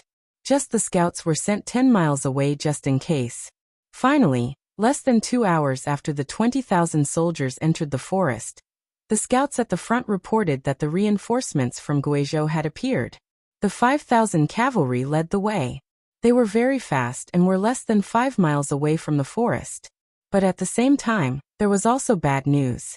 The cavalry was too fast, separating them from the main force behind them. This ambush was destined to not be able to wipe out all of the enemies. Whatever. 5,000 cavalry is not a small force. Let's attack them first. Mu Tsong thought it was a pity, but he quickly made the decision. After all, as a general, the biggest taboo was to constantly plan. It would only cause them to lose all their advantages. Although it was cavalry, Mu Tsong was very confident in fighting 5,000 with 20,000. He was well prepared. Not only him, but his subordinates were also full of confidence. They liked to bully others with numbers because this way, their chances of winning would be higher, and their safety would be more guaranteed. Time slowly passed. The 5,000 cavalry led by Jiang Wuqing did not know there was an ambush here. Originally, they needed to send scouts to scout the forest first. However, they did not have the time now. No one knew what the situation in Yunnan Manor was like. If they could arrive earlier, they would be able to help Bugnam of Gojoseon defeat the enemy. They would be able to contribute sooner. With this thought in mind, Jiang Wuqing hated the fact that the horse he was riding was too slow. How could he do something like stopping? Just like that, the 5,000 cavalrymen entered the forest on both sides of the official road. Mu Tsong's shout came from the forest after all the cavalrymen entered. Then, the whooshing sounds of arrows rang out, accompanied by piles of boulders that suddenly piled up on the official road. The appearance of the boulders instantly cut the 5,000 cavalry into several parts. Except for 100 cavalry who ran at the back and turned to escape in time, the rest, including Jiang Wuqing, were trapped on the official road. They became live targets in the eyes of the 20,000 Mu soldiers. Whoosh whoosh whoosh whoosh whoosh whoosh whoosh. Under the continuous barrage of arrows, the cavalry who had nowhere to hide were shot one after another and fell to the ground. Jiang Wuqing was better off. Under the protection of his personal guards, he was not hit by any arrows. However, the situation had become very bad. As wave after wave of arrows were shot, the number of personal guards around him was constantly decreasing. "General, let's charge." The guards watched as their comrades were shot and died one by one. They did not even see the enemy's shadow. They could not help but feel anxious. Charge! Everyone dismount and charge towards the mountain in the east. Of course, Jiang Wuqing knew that he had fallen into a trap. However, it was too late to say anything now. He could only place all his hopes on the road of countercharge. Want to charge? Prepare the stones. When they come, blast them back. In the forest, Mu Tsong was in a good mood. Seeing that he had trapped 5,000 enemy cavalry in one move, he felt like he had the power of the world in his hands. Jiang Wuqing chose to charge. He led the troops towards the dense forest in the east again and again. However, he had to retreat again and again because of the boulders rolling down. Under this repeated process, the number of soldiers around him decreased. There were less than 2,000 people left. We surrender. Please don't kill us. Finally, some of the cavalry could not hold on any longer. They threw their weapons to the ground and squatted.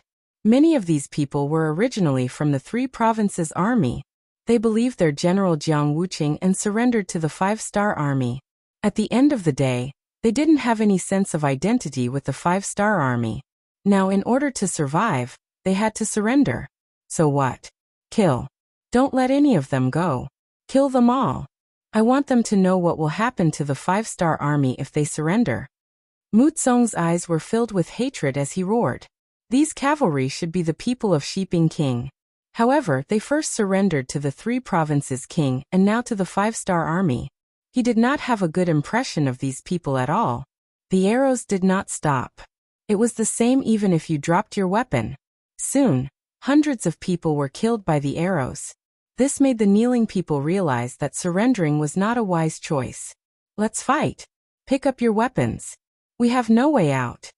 No one knew who shouted, but the cavalry soldiers who had turned into infantry stood up one by one. At this moment, their eyes were red as they shouted and rushed into the forest with all their might. However, sometimes you can't risk your life just because you want to. It also depends on whether the opponent gives you the chance. Boulders continued to roll down from the dense forest, accompanied by arrows. Few people who rushed into the forest could return alive. After repeating this twice, the injured Jiang Wuqing realized that there were less than 500 people around him who could fight. 5,000 turned into 500. In less than an hour, he knew that he was going to lose this time. Because he charged too quickly, he did not even have the chance to wait for reinforcements. Soldiers, this general has let everyone down. I will atone for my sins with my death. Come, let's launch the final charge together.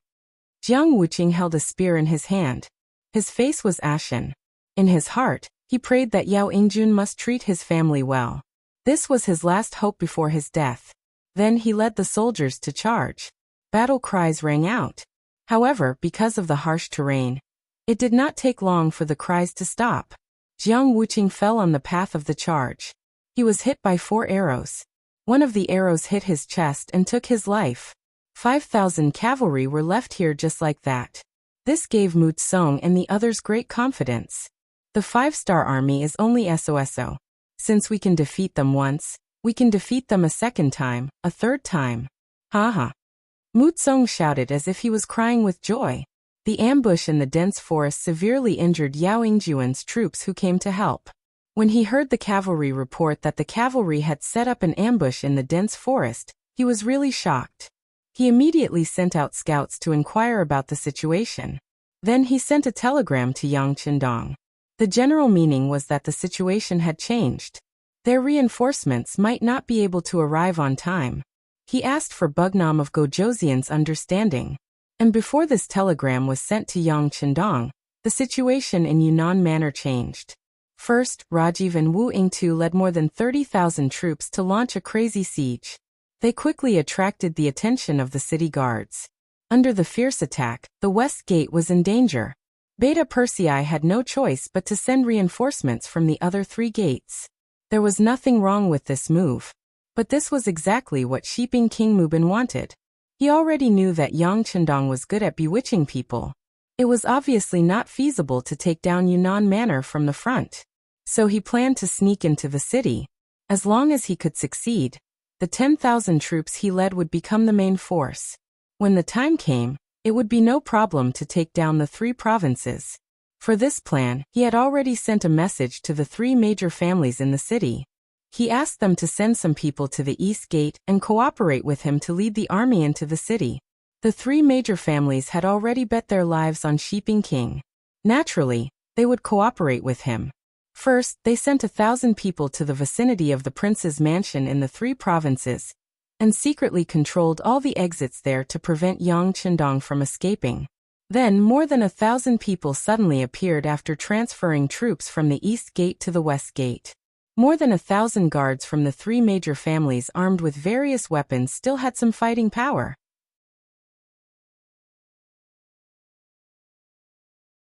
The most important thing was that the timing of their appearance was too good. They caught the soldiers guarding the East Gate by surprise. Only 1,000 people and 500 surrendered troops were responsible for guarding this place.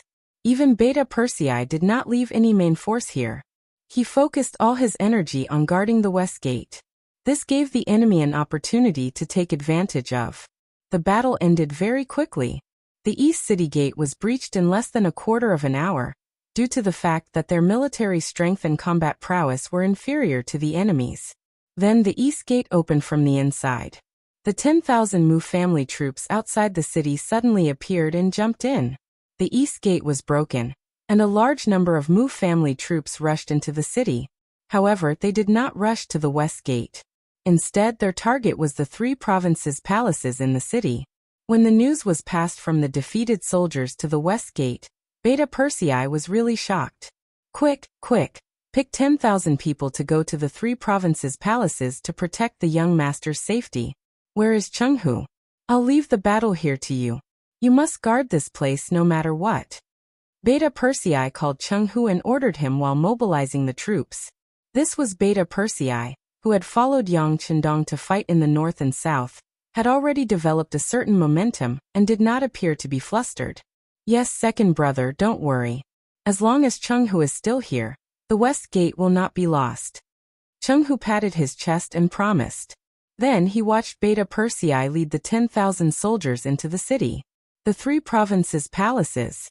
Shouts suddenly sounded outside. Dao Xiao and Ba Daojiang also quickly appeared in front of Yang Chendong. When they reported the situation outside, they also asked if they needed to retreat to another place. The reason why the Black Cavalry was called elite was not only because they were well-trained and well-equipped, but more importantly because of their fearless spirit. How could such an army be flustered by the sudden appearance of the enemy?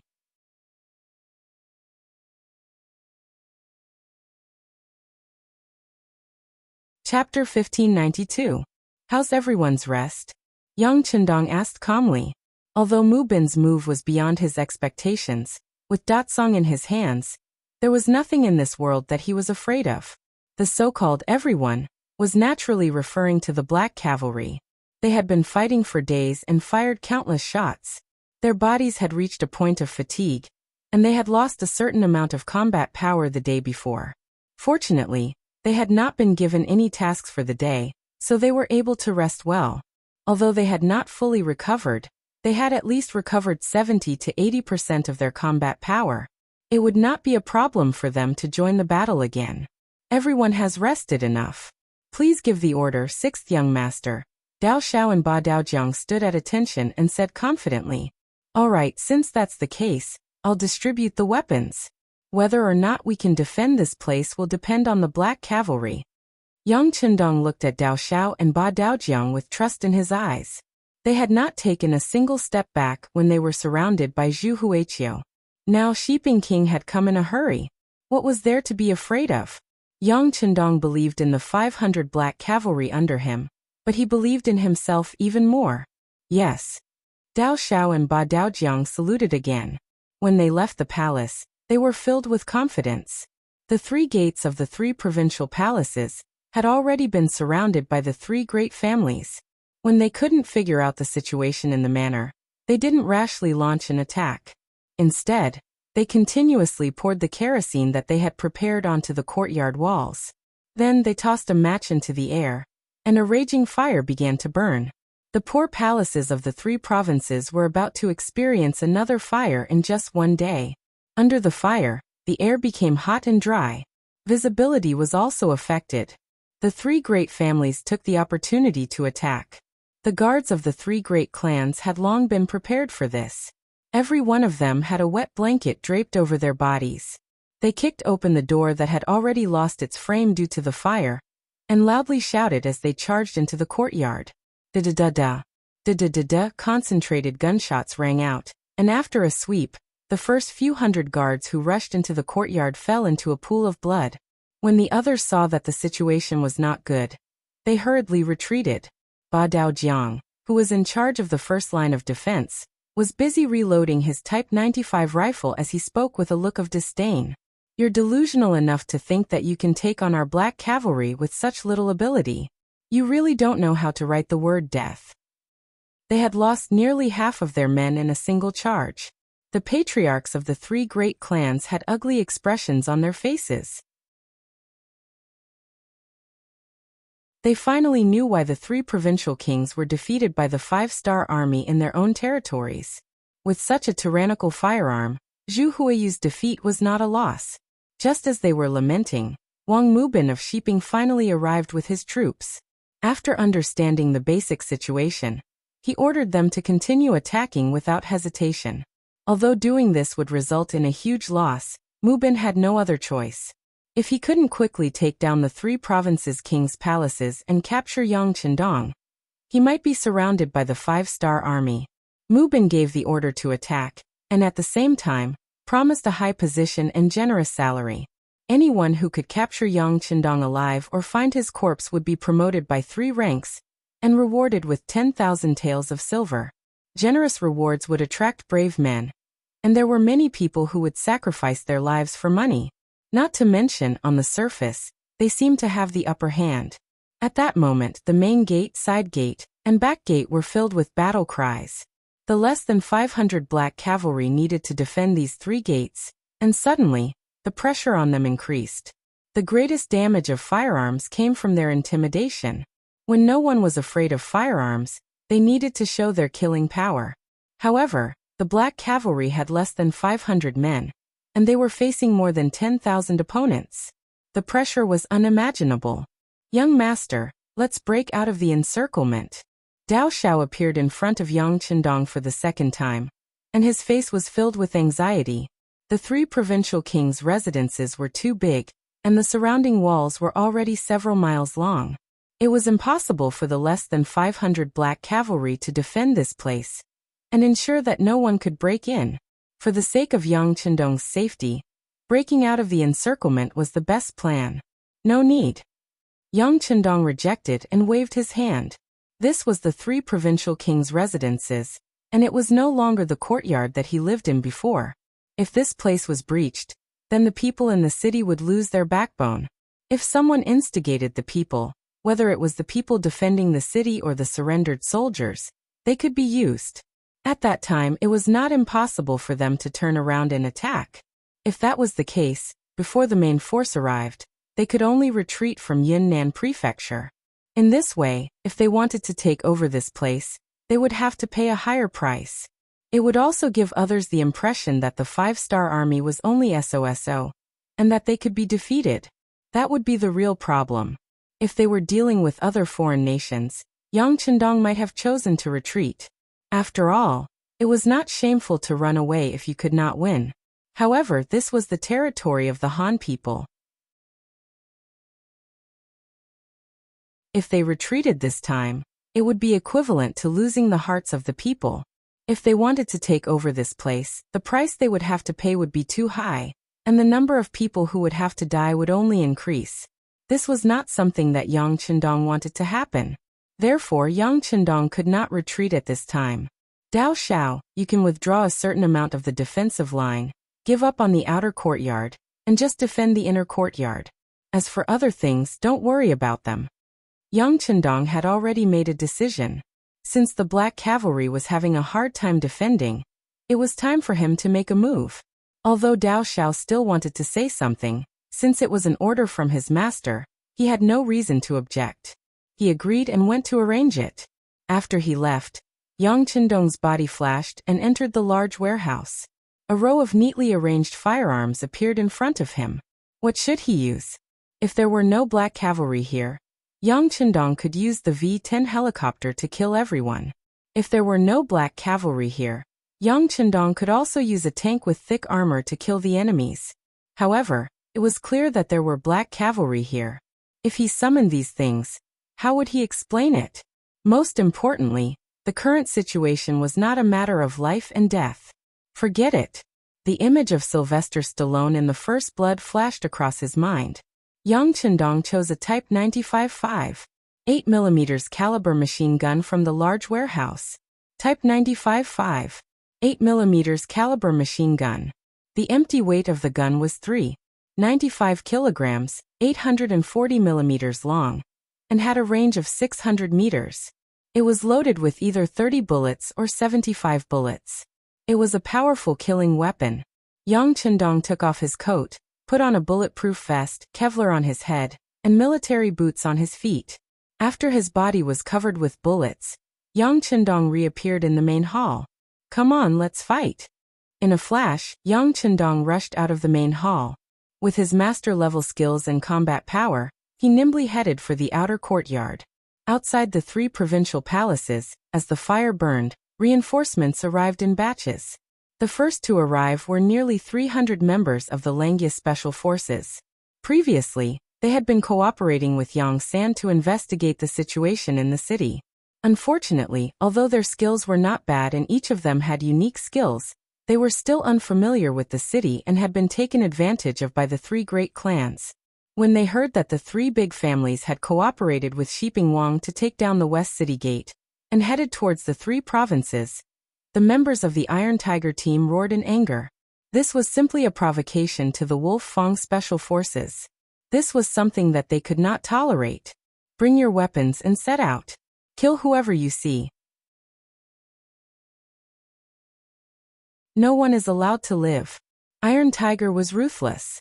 Although the opponent this time was also Han, they dared to harm the 6th young master.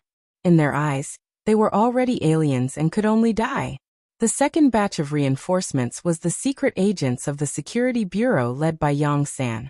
There were not many of them, only about 300 or so. There were also many non-operational personnel, but when Yang Qindong was in danger, what they had to do was to kill. Whether they could kill or not, they had to kill. The third batch of reinforcements was the 10,000 soldiers led by Beta Persei. However, due to the distance, it would take a lot of time to reach the palace. The sound of gunfire continued in the palace, and the attack continued. Because there were too many places to defend, the number of people was obviously insufficient. The Black Cavalry began to retreat from the outer palace to the inner palace. However, there was another figure who was the opposite of them. He was moving from the inner palace to the outer palace. He was Yang Qindong, who was covered in ammunition. Although the equipment on his body weighed dozens of kilograms, it did not hinder his movements at all. He easily leaped over the 2-meter-high wall with a single run. This was one of the benefits given to him since he transmigrated. He was originally a soldier king in his previous life, so his physical fitness was extremely strong. After the enhancement in this life, he was already invincible. After jumping over 2 walls and brushing past the Black Cavalry, he finally saw the first batch of opponents. This was a group of about 50 guards. Go to hell. Without any superfluous words, Yang Qindong raised his gun and fired. At this time, someone who could come to the palace of the 3 provinces with a sword in hand and an aggressive look was not an enemy. He really couldn't imagine who it could be. A magazine of bullets shot out as if they had eyes, not giving any opponent time to react. The sound of gunfire rang out, and their bodies fell to the ground. One after another, the team of 50 people only changed a magazine before they all died. Whoosh! With a flash of his figure, Yang Qindong had already left this place. His massacre had only just begun. In the later years, there were similar scenes in some movies and TV series, but they were often questioned by the so-called experts and beasts. How could a person fight against 10, 100, or even 1,000 people? This was simply unscientific. However, when they saw a hero confronting a regiment or even a division in a Western movie, They often opened their mouths and praised it, saying how realistic it was.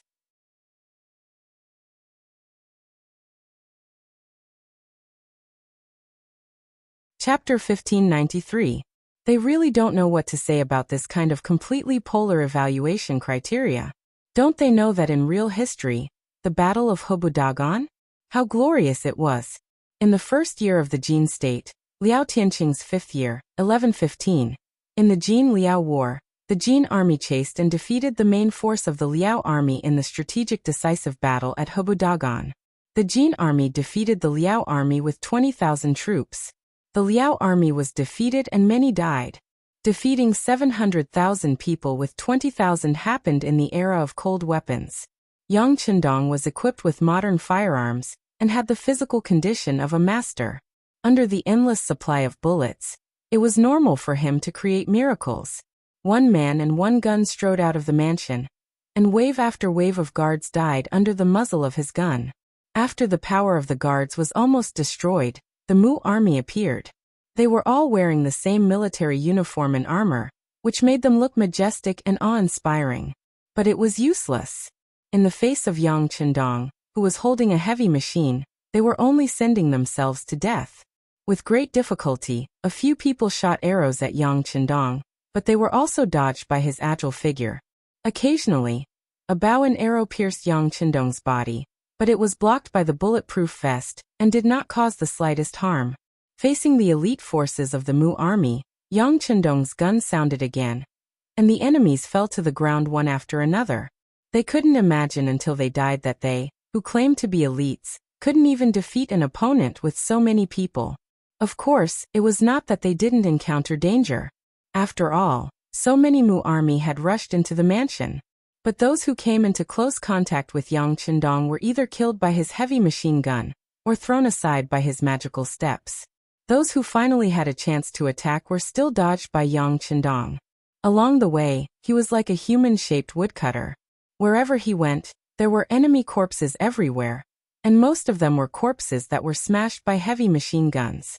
In the excitement of killing, Yang Qindong rushed to wherever there were more people. Ever since Yang Qindong brought Datsang to the Great Ming Dynasty, he had never felt so satisfied with killing as he did this time. Unlike the last time when he dealt with Yes Hen, he was forced to fight. This time he chose to take the initiative. His goal was to kill people and capture King Shiping. Yes, Yang Qindong's goal was King Shiping. Since this person schemed against him, if he didn't fight back, wouldn't it be a waste of the saying that politeness demands reciprocity? Based on his intuition, King Shiping, Yang Qindong went all the way from the inner courtyard to the outer mansion, and then went straight to the gate of the mansion of the three provinces. At this time, the Mu army's army was already. Previously, they had the advantage of numbers. Although they were facing the black cavalry with firearms, due to the limited number of people and the fact that there were too many places to defend, they still found a loophole and killed their way in. However, with Yang Qindong's attack, he turned the situation around with his own strength. As more and more people died in the charge, the Mu army could no longer be seen on the road from the main gate to the mansion of the three provinces. Even so, Yang Qindong was still charging out. He had a feeling that if King Shiping was outside, he must be near the main gate. After all, he was a king. He was always concerned about his reputation. It would be very embarrassing to let such a person leave through the side gate or the back gate. Therefore, Yang Qindong only had one direction to go, and that was the main gate. What's going on? Why is there no movement? Outside the main gate, as Yang Qindong expected, Mu Bin was there. However, at this moment, there was a puzzled expression on his face. Just a moment ago, there were still waves of battle cries in his ears. But why was there no movement at this moment? There were three families in Yunnan Mansion.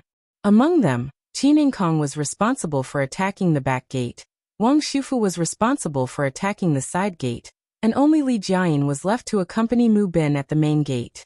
Suddenly, there was no movement at the main gate, and the head of the Li family was also puzzled.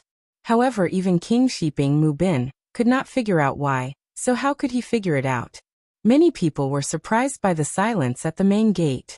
At this time, The experienced veterans had already grasped the long saber or sword in their hands tightly. They had a feeling that there must be something strange going on. They were afraid that something had happened that they did not know. Just when everyone was still scratching their heads in confusion, Yang Chendong's figure finally appeared outside the main entrance. As soon as Yang Chendong appeared, more than a dozen arrows flew in front of him.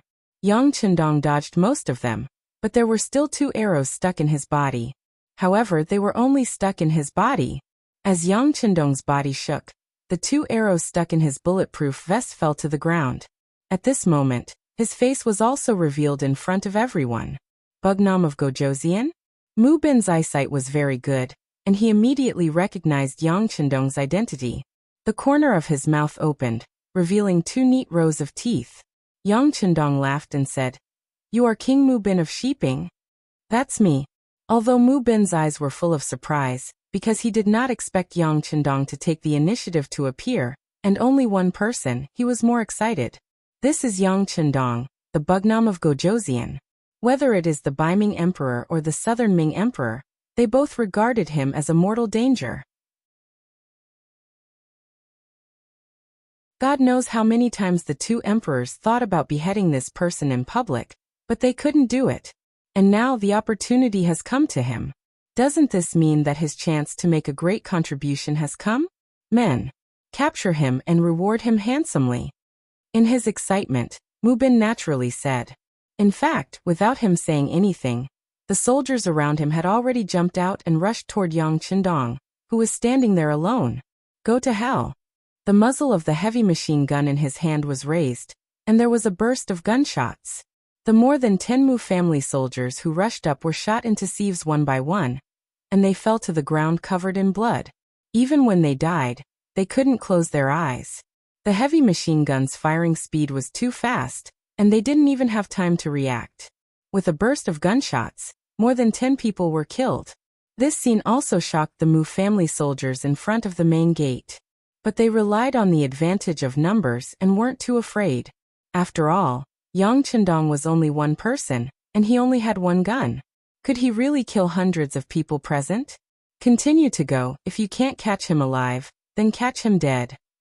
Mu Bin said as he took a few steps back. In this kind of dangerous situation, he wouldn't foolishly rush to the front. After receiving the order, the Mu family's troops on the left and right continued to rush forward. Even the dozens of guards led by Li Jiayin also rushed forward with a loud shout. But everyone knows that this is the time to make a great contribution. Even if it's a little risk of death, it seems to be worth it. Good. Yang Chendong's expression didn't change. On the contrary, his eyes lit up a little. He was worried that these people would turn around and run away. In that case, it would be difficult for him to make everyone stay with his strength alone. But if they want to rush up, that's what he wants. Tut tut tut. Tut tut tut. The sound of heavy machine guns kept ringing. The rapid reloading that Yang Chendong had worked hard to practice now played a role. In less than a second, he could reload a new magazine. This gave people the feeling that his gun had an endless supply of ammunition. Wherever the muzzle of the gun was pointed at, soldiers fell one after another. In just a short 2 minutes, not only was no one able to hurt a single hair on Yang Chendong's body, but they also threw down more than 200 corpses. This result shocked everyone. Everyone used to only hear that Yang Xie's firearms were very powerful. But it was only very powerful. If they were really invincible in the world, then they would have already made a move on the Great Ming Dynasty. Why wait until now? In many people's view, Yang Xie's firearms should also have drawbacks, and as long as they relied on the advantage of numbers, it was still possible to make up for this shortcoming. In the end, everyone would be evenly matched. But now, when they saw the power of the firearms, they realized that they were too optimistic in the past. They were too ignorant. The power of the firearms was more than several times more powerful than they imagined. Seeing that so many soldiers had died in such a short period of time, Mu Bin's expression changed greatly. He was also a person who was used to seeing life and death. Over the years, he had fought countless big and small battles, but he had never seen such a powerful person. With his own strength, he had the combat power of a powerful army. Seeing that Yang Chendong still had a lot of ammunition on him, Mu Bin felt that things were not going to go well. His instincts kicked in again. He turned around and tried to escape from this place. A gentleman would not stand under a dangerous wall. Not everyone was like Yang Chendong, who was already the king, and was willing to take the lead in everything. You want to escape at this time? Stay with me. Yang Chendong had been paying attention to Mu Bin all the time. This was his main target. If he let this person escape, wouldn't his appearance this time be imperfect?